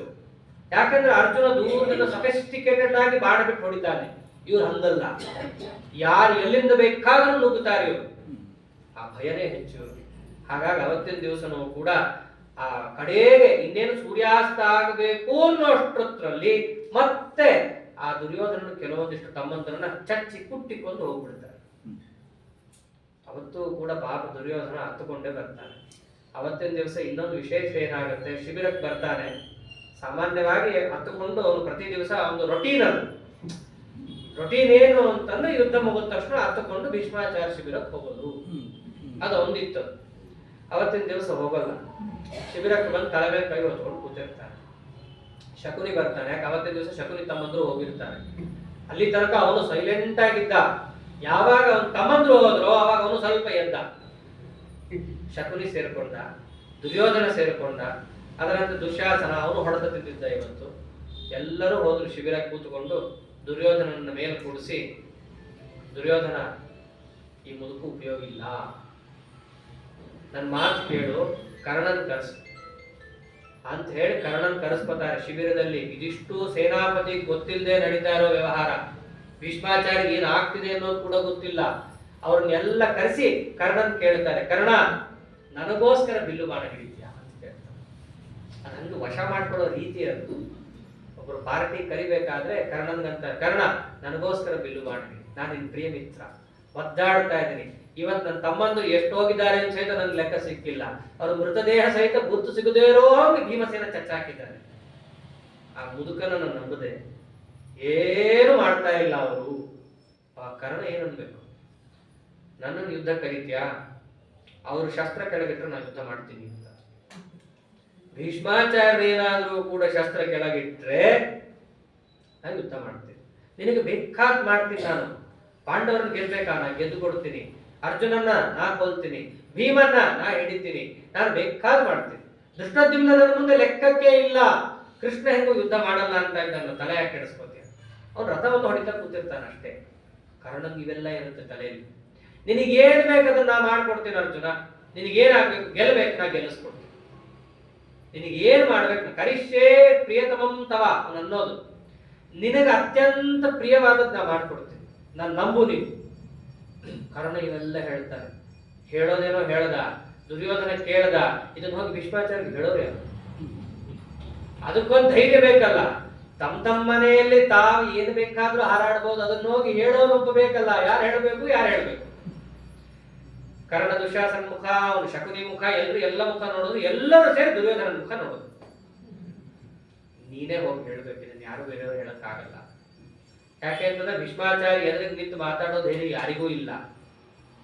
ನೀನೇ ಹೋಗಿ ಹೇಳಿದನ್ನ ಅಂತ ಪ್ರತಿ ದಿವಸ ಹತ್ಕೊಂಡು ಹೋಗುವಂತಹ ದುರ್ಯೋಧನ ಯಾವತ್ತಿನ ದಿವಸ ವಿಶೇಷವಾಗಿ ಅಲಂಕಾರಗೊಂಡು ಕುದುರೆ ಮೇಲೆ ಕೂತ್ಕೊಂಡು ಆ ಭೀಷ್ಮಾಚಾರ್ಯ ಶಿಬಿರಕ್ಕೆ ಹೋಗ್ತಾನೆ. ಭೀಷ್ಮಾಚಾರ್ಯ ಬಹಳ ಆಯಾಸ ಆಗಿರುತ್ತೆ, ಔಷಧಿ ಹಚ್ಕೊಂಡು ಕೂತಿರ್ತಾರೆ ಬಾಣ ಗಿಣ ಬಿದ್ದಿದ್ದಕ್ಕೆ. ದುರ್ಯೋಧನ ಬಂದಿದ್ದು ನೋಡಿದ್ರು, ಅಲ್ಲಿ ಪಕ್ಕದಲ್ಲಿರೋ ಸನ್ನೆ ಮಾಡ್ತಾರೆ, ಒಂದು ಆಸನ ಹಾಕಿ ಬಂದಿದ್ದಾನೆ ಇವನಿಗೆ ಅಂತ. ಅಷ್ಟೂ ಗೌರವ ಕೊಡ್ತಾ ಇರಲ್ಲ ಅವನಿಗೆ. ಇವನು ಏನು ಎಕ್ಸ್ಪೆಕ್ಟ್ ಮಾಡಿರಲ್ಲ, ಯಾಕೆಂದ್ರೆ ಈ ಮುದುಕ ನಿಂದಲ್ಲ ನಾಳೆ ಕಳಿಸ್ತೀವಿ ನಾವು ಅಂತ ಅವನಿಗೂ ಇತ್ತು. ಅವ್ರು VRS ತಗೊಂಡ್ರೆ ಅವ್ರ ಖುಷಿ, ಇಲ್ಲ ನಾನೇ ಕಿತ್ತಾಕ್ತೀನಿ ಅನ್ನೋ ಧೈರ್ಯದಲ್ಲಿ ಹೋಗಿದ್ದ ಅವನು. ಅಲ್ಲಿ ಎದುರಿಗಿದ್ದು ಭೀಷ್ಮಾಚಾರ್ಯರು. ಇವನ್ ಯಾರು ಅವ್ರು ಕಿತ್ತಾಕ್ಲಿಕ್ಕೆ ಆಗತ್ತಾ ಅವ್ರ ಪರಾಕ್ರಮಕ್ಕೆ? ಅವ್ರು ಕರೆದ್ರು, ಕೂಡಿಸ್ಕೊಂಡ್ರು. ಏನಕ್ಕೆ ಬಂದೆ ನೀನು? ಪ್ರಾಯ ಬಂದಾಗ ನಿನ್ ಮುಖ ಬಾಡಿರುತ್ತೆ, ಇವತ್ತು ಬಾಡಿಲ್ಲ, ನೀ ಏನ್ ಹೇಳಕ್ ಬಂದಿದ್ದೀಯಾ ಹೇಳು ಅಂತಂತಾರೆ. ಫಸ್ಟು ದುರ್ಯೋಧನ ಬಂದವನೇ ಹತ್ತು ಬಿಡ್ತಾನೆ, ಓ ಅಂತ ಅಳ್ತಾನೆ, ಕಣ್ಣೀರು ತುಂಬಿ, ನಿಮ್ಮಂಥ ಪರಾಕ್ರಮಿಗಳು ಬದುಕಿದ್ದಾಗ ನನ್ನ ತಮ್ಮಂದ್ರು ಸಾಯೋದು ಅಂದ್ರೆ ಏನರ್ಥ ಅಂತ ಶುರು ಮಾಡ್ತಾನೆ. ಫಸ್ಟ್ ಅವನು ಹೊಗಳದಂಗ್ ಮಾಡ್ತಾನೆ. ಆ ಹೊಗಳಿದ್ದು ಸ್ವಲ್ಪ ಏನಾಗತ್ತೆ, ಸಮಸ್ಥಿತಿಗೆ ಬರುತ್ತೆ. ಆ ಸಮಸ್ಥಿತಿಯಿಂದ ಕಡೆಗೆ ಪುನಃ ಬೈಯೋದಕ್ಕೆ ಪ್ರಾರಂಭ ಆಗುತ್ತೆ. ಬಹುಶಃ ನಿಮಗೆ ವಯಸ್ಸಾಗಿದೆ ಅನ್ಸುತ್ತೆ, ಪಾಂಡವರ ಮೇಲೆ ಪ್ರೀತಿ ಜಾಸ್ತಿ ಅನ್ಸುತ್ತೆ. ತಪ್ಪಲ್ಲ, ಪಾಂಡವರನ್ನ ಪ್ರೀತಿಸಿ, ಅವಶ್ಯ ಪಾಂಡವರ ಮೇಲೆ ನೀವು ಅನುಗ್ರಹ ಮಾಡ್ರಿ. ಹಂಗಿದ್ಮೇಲೆ ನಮ್ಮ ಸೇನಾಪತಿ ನೀವು ಯಾಕೆ ಇಟ್ಕೊಂಡಿದ್ದೀರಾ ಅಂತ ನನ್ಗೆ ಗೊತ್ತಾಗ್ತಾ ಇಲ್ಲ. ಇಂಡೈರೆಕ್ಟ್ ಆಗಿ ಬಿಟ್ಟು ಹೋಗ್ರಿ ಅಂತ, ಡೈರೆಕ್ಟ್ ಆಗಿ ಹೇಳಕ್ ಧೈರ್ಯ ಇಲ್ಲ. ಇಷ್ಟೆಲ್ಲ ಅಂತ ಇದ್ರೆ ಅವ್ರಿಗೂ ಕೂಡ ಎಷ್ಟು ಸಿಟ್ಟು ಬರ್ತಾ ಇದೆ. ಮಾತಾಡಿ ಏನ್ ಮಾತಾಡಂತ ಬಿಟ್ಟಿದ್ರು. ಹಿಂಗ್ ನೋಡಿದ್ರು ಒಂದ್ಸರ್ತಿ, ಮುಗಿತಾ ನಿಂದ್ಲು ಅಂತ ಕೇಳಿದ್ರು, ತಲೆ ತಗ್ಗಿಸಿ ಇವ್ನು ನಿಂತ, ಬುಸುಗುಡ್ತಾ ಇದ್ದಾರೆ, ಹಾವು ಬುಸುಗುಡ್ತಾನೆ. ಭೀಷ್ಮಾಚಾರ್ಯರು ಶ್ವಸನ್ನಿವ ಮಹಾನಾಗ ಪ್ರಣುನ್ನೋ ವಾಕ್ ಶಲಾಕಯ, ಒಂದು ಕಡ್ಡಿಯಿಂದ ಒಂದು ಹಾವು ಹೊಡೆದ್ರೆ ಅದು ಹೆಂಗೆ ಬುಸುಗುಡ್ಬೇಕು ಹಂಗೆ ಬುಸುಗುಡ್ತಾ ಇದ್ರು. ಅವ್ರಂತರವಾಗ ಅಬ್ರವೀತ್ ತವ ಪುತ್ರಂಸ ಸಾಮಪೂರ್ವ ವಿದಂಬಚಃ. ಅವ್ರು ಹುಚ್ಚಂತರ ಸಿಟ್ಟು ಮಾಡ್ತಾನೆ ಅಂತ ತಾವು ಸಿಟ್ಟು ಮಾಡಲಿಲ್ಲ, ಅವ್ರಿಗೆ ಹೇಳ್ತಾ ಬರ್ತಾರೆ. ದುರ್ಯೋಧನ ಅವ್ರಿಗೆ ಯಾಕೆ ಸುಸ್ತಾಗಿದೆ, ಏನೂ ಮಾಡಕ್ ಆಗ್ತಾ ಇಲ್ಲ, ಅವ್ರಿಗೂ ವೇದನಾನೂ ಆಗಿದೆ, ಗಾಯ ಆಗಿದೆ, ಔಷಧ ಹಚ್ಕೋತಾ ಇದ್ದಾರೆ. ಅವಾಗ್ಲೇ ಅಂತಾರೆ ನೋಡು, ಘಟಮಾನಂ ಯಥಾಶಕ್ತಿ ಪೂರ್ವಾಣಂಚ ತವ ಪ್ರಿಯಂ ಜಹ್ವಾನಂ ಸಮರೇ ಪ್ರಾಣಾನ ಸ್ತವವೈ ಪ್ರಿಯಕಾಮ್ಯ. ನನ್ನ ಶಕ್ತಿ ಮೀರಿ ನಾ ಹೋರಾಡ್ತಾ ಇದ್ದೇನೆ. ಯಾತಕ್ಕೋಸ್ಕರ ಹೇಳು, ಯಾತಕ್ಕೋಸ್ಕರ ಹೇಳು. ಅವನೇ ಅಂತಾನೆ ನಮ್ಗೆ ಒಳ್ಳೇದಾಗ್ಲಿ ಅಂತ. ಹಾ ಹೌದು ತಾನೆ, ನಿನಗೆ ಒಳ್ಳೇದಾಗ್ಲಿ ಅಂತ ತಾನೆ ನಾವು ಹೋರಾಡ್ತಾ ಇರೋದು. ಸರಿ, ಈಗ ಇಲ್ಲಿ ಅದಕ್ಕೆ ಬಂದಿದ್ದೀಯಾ? ಏನಿಲ್ಲ, ಒಂದೇ ಒಂದು ಮಾತು. ಒಂದು ವೇಳೆ ನಿಮ್ಗೆ ಆಯಾಸ ಆಗಿ, ಒಂದು ವೇಳೆ ಪಾಂಡವರ ಮೇಲೆ ಪ್ರೀತಿ ಜಾಸ್ತಿ ಆಗಿ, ಒಂದು ವೇಳೆ ನಿಮ್ಗೇನಾದ್ರೂ ಕೂಡ ವಿಶ್ರಾಂತಿದ ಅವಶ್ಯಕತೆ ಇದ್ರೆ ರಾಧೇಯ ಒಂದು ಯುದ್ಧ ಮಾಡ್ತಾನಂತೆ ಅಂತಂತ. ಕರ್ಣ ಅಂತ ಹೆಸರು ಕೇಳಿದ ಕೂಡಲೇ ಮೊದಲೇ ಇವರು ಅವನನ್ನ ಸೈಡಿಗೆ ಹಾಕಿರ್ತಾರೆ. ಓ, ಕರ್ಣನ್ ಮಾತು ಕೇಳ್ಕೊಂಡ್ ಬಂದ್ಯಾ ಅಂತ ಪ್ರಶ್ನೆ. ಆ ಶಬ್ದಕ್ಕೆ ಬಹಳ ಅರ್ಥ ಇದೆ. ಅವನ ಮಾತು ಕೇಳಿದಾಗೆಲ್ಲ ನೀನು ಓಡೋಗಿದೀಯಾ ಅಂತ ಹೇಳ್ತಾರೆ. ಅವನ ಮಾತು ಕೇಳಿದಾಗೆಲ್ಲ ನೀ ಬಿದ್ದಿದ್ದೇ ಜಾಸ್ತಿ. ಏನಪ್ಪಾ, ನಿನ್ನ ಕರ್ಣನ್ನ ಹಿಡ್ಕೊಂಡ್ರೆ ಪಾಂಡವರನ್ನ ಗೆಲ್ತೀಯಾ ಅನ್ನೋ ಒಂದು ಭ್ರಾಂತಿ ಇದೆ. ಹೌದು ತಾನೆ? ಶಬ್ದಗಳೇ ಹಂಗೆ. ಅದು ಗೆಲ್ತೀನಿ ಅಂತ ಅನ್ನೋ ಭ್ರಾಂತಿ ಇದೆ ನಿನಗೆ. ಸರಿ ನೋಡು, ಸಾಮಾನ್ಯವಾಗಿ ನಾನು ಬೈಯಲ್ಲ ಯಾರನ್ನು. ನಿನಗೊಂಚೂರು ಇತಿಹಾಸ ಹೇಳ್ತೀನಿ. ಕರ್ಣನನ್ನ ನೀ ಪರಾಕ್ರಮಿ ಅಂತ ತಿಳ್ಕೊಂಡಿದ್ದೀಯಾ, ಆದರೆ ಸ್ವಲ್ಪ ನಿನ್ನ ಫ್ರೆಂಡ್ ನಿನಗೆ ಕೈ ಕೊಟ್ಟಿದ್ದು ಯಾವಾಗ ಯಾವಾಗ ಅಂತ ನೆನೆಸ್ಕೋ. ಭೀಷ್ಮಾಚಾರ ಅನ್ನೋ ಮಾತುಗಳಿವೆಲ್ಲ. ಅಲ್ಲೋ, ಅರ್ಜುನನನ್ನ ನೀನು ಕರ್ಣನ್ ಹಿಡ್ಕೊಂಡು ಗೆಲ್ತೀನಿ, ಆಗಲ್ಲ. ಗಂಧರ್ವರು ನಿನ್ನ ಹಿಡ್ಕೊಂಡಿದ್ರು, ಓಡೋಗಿದ್ದ ಇವನು. ಎಲ್ಲಿ ಹೋಗಿದ್ದ? ಬಂದು ಬಿಡಿಸ್ಬೇಕಿತ್ತು. ಬದುಕುದ್ನೋ ಬಡಿಸೀವ ಅಂತ ಓಡೋಗಿದ್ದ ನಿನ್ನ ಸ್ನೇಹಿತ. ಅರ್ಜುನನಿಂದ ನಿನ್ನನ್ನು ಬಿಡಿಸಕ್ ಆಗಲಿಲ್ಲ. ಅಷ್ಟೇ ಅಲ್ಲ, ಎಷ್ಟೊಂದು ಕಾರಣ ಕೊಡ್ತಾರೋ. ಕಾಂಡವನ ಅರ್ಜುನ ಸುಟ್ಟಾಗ ಇಂದ್ರದೇವರೇ ಬಂದ್ರು, ತಡೆಯಕ್ಕಾಗ್ಲಿಲ್ಲ. ಅರ್ಜುನ ನಿನ್ನನ್ನು ಹಿಡಿದಿದ್ದ, ಬಿಡಿಸ್ಕೊಳಕ್ ಅವನ ಕೈಲಿ ಆಗ್ಲಿಲ್ಲ. ಭೀಮಸೇನ ನನ್ನ ಗಂಡನಿಗೆ ಕೊಲ್ತಾ ಇದ್ದಾನೆ ನಿನ್ ತಮ್ಮಂದರನ್ನ, ನಾನು ಏನು ಮಾಡಕ್ ಆಗ್ತಿಲ್ಲ. ಅಷ್ಟೇ ಅಲ್ಲ, ನಿನಗೂ ಏನು ಮಾಡಕ್ ಆಗ್ತಾ ಇಲ್ಲ, ಕರ್ಣನಿಗೂ ಏನು ಮಾಡಕ್ ಆಗಲ್ಲ. ಸುಮ್ಮನೆ ಅವನ ಮಾತನ್ನು ನಂಬ್ಕೋಬೇಡ. ಯಾಕಂದ್ರೆ ಒಂದೇ ಒಂದು, ಪಾಂಡವರನ್ನ ನಿಮ್ ಕೈಲಿ ಏನೂ ಮಾಡಕ್ ಆಗಲ್ಲ. ಅದ್ ಹೆಂಗೆ ಹೇಳ್ತೀರಾ? ಅಷ್ಟ್ಯಾರು ಪಾಂಡವರ ಮೇಲೆ ಪ್ರೀತಿ ಅಲ್ಲ, ವಾಸ್ತವ ಅದು ಅಂತ ಒಂದೇ ಕಾರಣ ಕೊಡೋದು. ಯಸ್ಯಗೋಪ್ತ ಜಗದ್ಗೋಪ್ತ ಶಂಖಚಕ್ರ ಗದಾಧರ ವಾಸುದೇವ ಅನಂತ ಶಕ್ತಿ ಸೃಷ್ಟಿ ಸಂಹಾರಕಾರಕ. ಇಡೀ ಜಗತ್ತನ್ನ ಕಾಪಾಡೋನು ಅರ್ಜುನನನ್ನು ಕಾಪಾಡ್ತಾ ಇದ್ದಾನೆ. ಹಂಗಿದ್ಮೇಲೆ ನಾವು ಅವರನ್ನ ಮುಟ್ಟಕ್ ಸಹಿತ ಆಗಲ್ಲ. ಅರ್ಥ ಮಾಡ್ಕೋ. ಈಗ ಕರ್ಣ ಹೇಳೋ ಮಾತನ್ನು ಕೇಳ್ಕೊ ಬರ್ತಾ ಇದೆಯಲ್ಲ, ಕರ್ಣ ಹೇಳೋದು ಹೆಂಗಿದೆ ಗೊತ್ತಾ? ಮುಮೂರ್ಷು ಹಿ ನರಹ ಸರ್ವಾನ್ ವೃಕ್ಷಾನ್ ಪಶ್ಯತಿ ಕಾಂಚನಾನ್. ಸಾಯೋನಿಗೆ ಎಲ್ಲ ಮರ ಬಂಗಾರದಂಗೆ ಕಾಣಿಸುತ್ತಂತೆ. ಹಂಗೆ ಪಾಂಡವರನ್ನೆಲ್ಲ ಕೊಲ್ತೀನಿ ಅನ್ನೋ ಬಂಗಾರದಂತ ಮಾತು ನಿನ್ ಕಣ್ಣಿಗೆ ಆಡ್ತಾ ಇದ್ದಾನೆ, ಕಿವಿಗೆ ಆಡ್ತಾ ಇದ್ದಾನೆ. ವಸ್ತುತಃ ಅವನ ಕೈಲಿ ಏನೂ ಮಾಡಕ್ಕಾಗಲ್ಲ. ಸುಮ್ಮನೆ ನನ್ನ ಮಾತು ಕೇಳು. ಒಂದೇ ಒಂದು ಕೆಲಸ ನಿನ್ ಕೈಲಿಗೆ ಮಾಡಕ್ಕಾಗೋದು, ಕರ್ಣನ್ನ ಅವನ ಮನೆ ಕಳಿಸಿ, ಎಲ್ಲರನ್ನೂ ಅವರ ಶಿಬಿರ ಕಳಿಸಿ, ಸುಖಂ ಸ್ವಪಿ ಗಾಂಧಾರೇ ಶೋಸ್ಮಿಕರ್ತ ಮಹಾರಣ, ಹೋಗ್ಬಿಟ್ಟು ಮಲಗೋ, ನಾಳೆ ಯುದ್ಧ ಮಾಡೋಣ ಅಂತ ಹೇಳ್ತಾರೆ. ಇನ್ನೇನ್ ಮಾತಾಡ್ತಾನೆ? ಕಿತ್ತಾಕಂತ ಹೋದವನು ವಹಿಸ್ಕೊಂಡು ವಾಪಸ್ ಬಂದ. ಶಿಬಿರದಿಂದ ಹೊರಗೆ ಬರ್ತಿರ್ಲಿಕ್ಕೆ ಎಲ್ಲ ನಿಂತಿದ್ರು. ಏನಾಯ್ತು ಮನೆಗೆ ಹೋಗ್ರಿ ಅಂತ ಕಳಿಸ್ತಾ ಇದ್ದಾರೆ. ಏನಾಗ್ಲಿಲ್ಲ, ನಾಳೆ ಯುದ್ಧ ಮಾಡ್ತಾರಂತೆ, ನಾವು ನಾಳೆ ಸೇರಿ ಯುದ್ಧ ಮಾಡೋಣ, ಈ ಮುದುಕನ್ನ ನಾವು ಒಂದ್ ಸ್ವಲ್ಪ ಇವ್ರ ಮೇಲೆ ಒಂದು ಕಣ್ಣಿಟ್ಟಿರೋಣ ಅಂತ. ಮೊದಲಿಂದಲೂ ದುರ್ಯೋಧನನಿಗೆ ಯಾರ ಮೇಲೂ ನಂಬಿಕೆ ಇಲ್ಲ. ಅದರಂತೆಯೇ ತಾನು ಕೂಡ ಹೋಗಿ 9ನೇ ದಿವಸದ ಯುದ್ಧದಲ್ಲೂ ಕೂಡ ಅನೇಕ ಘಟನೆ ಆಗುತ್ತೆ. ಯಾವುದೇ ರೀತಿಯಾದಂತಹ ಒಂದೇ ಒಂದು ಧನಾತ್ಮಕವಾದ ಅಂಶ ಕೌರವರಿಗೆ ಸಿಗೋದೇ ಇಲ್ಲ. 9ನೇ ದಿವಸ ಆದ್ಮೇಲೆ ಅವನಿಗೂ ತಲೆ ಕೆಡುತ್ತೆ ದುರ್ಯೋಧನ. ಭೀಷ್ಮಾಚಾರ್ಯ ಇಷ್ಟು ಜನ ನೀವು ಹೇಳೋದಕ್ಕೆ ಕೇಳಿದ್ವಿ, ಇನ್ನು ನಮ್ಮ ಕೈಲಿ ಆಗಲ್ಲ. ನನ್ನ ತಮ್ಮಂದ್ರೆಲ್ಲ 1, 2, 3 ಅಂತ ಹೋಗ್ತಾನೆ ಇದ್ದಾರೆ. ಒಬ್ಬರಾದ್ರೂ ಪಾಂಡವರ ಕಡೆ ಪ್ರಧಾನರು ಹೋಗ್ತಾರಾ, ಹೋಗಿ ಸೋಲ್ತಾರಾ? ಎರಡೂ ಇಲ್ಲ. ನಿಮ್ ಕೈಲಿ ಆಗಲ್ಲ ಅಂತ ಹೇಳಿ ನಾ ಬೇರೆ ವ್ಯವಸ್ಥೆ ನೋಡ್ಕೋತೀನಿ ಅಂತ ಧೈರ್ಯವಾಗಿ. ಅವಾಗ ಭೀಷ್ಮಾಚಾರ ಅಂತ ಕಡೇ ಪ್ರಯತ್ನವನ್ನು ಮಾಡ್ತೀನಿ, ನನ್ನ ಪೂರ್ಣ ಶಕ್ತಿಯನ್ನು ಹಾಕಿ ಮಾಡ್ತೀನಿ, ಆ ಪ್ರಯತ್ನಕ್ಕೆ ಏನಾದರೂ ಒಲಿದ್ರು ಒಲಿದಾನು ಅಂತ ಹೇಳಿ ಆ ದುರ್ಯೋಧನನಿಗೆ 9ನೇ ದಿವಸದ ರಾತ್ರಿ ಶಿಬಿರದಿಂದ ಹೇಳಿ ಕಳಿಸ್ತಾರೆ. ಅದನ್ನು ಹೇಳಿ ಕಳಿಸಿದ ಮೇಲೆ ಮುಂದೆ ಯಾವ ರೀತಿಯಾಗಿ ಭೀಷ್ಮಾಚಾರ್ಯ ನಡ್ಕೊಂಡ್ರು ಮತ್ತು ಭೀಷ್ಮಾಚಾರ್ಯರ ಪ್ರತಾಪ ಹೇಗಿತ್ತು 10ನೇ ದಿವಸ, ಕೃಷ್ಣ ಪರಮಾತ್ಮ ಯಾವ ರೀತಿಯಾಗಿ ಭೀಷ್ಮಾಚಾರ್ಯ ಅನುಗ್ರಹ ಮಾಡಿದ ಇತ್ಯಾದಿ ಭಾಗವನ್ನ ನಾಳೆ ದಿವಸ ತಿಳಿಸ್ತಾ, ಅವಶಿಷ್ಟವಾದ ಭೀಷ್ಮ ಪರ್ವವನ್ನು ಕೂಡ ನಾಳೆ ದಿವಸ ಪರಮಾತ್ಮನಿಗೆ ಅರ್ಪಣವನ್ನು ಮಾಡೋಣ ಅಂತ ಹೇಳ್ತಾ, ಅದೇ ಯಥಾಪತಿ ಕಥಾಭಿಪ್ರಾಯ ಶ್ರೀಕೃಷ್ಣಾರ್ಪಣಮಸ್ತು. ಹರೇ ನಮಃ. श्रीमन्नाथः परिपालयन्तां अयेन मार्गेण महीं महेशाः गोब्राह्मणेभ्यः शुभमस्तु नित्यं लोकाः समस्ताः सुखिनो भवन्तु काले वर्षतु पर्जन्यः श्री सस्यशालिनी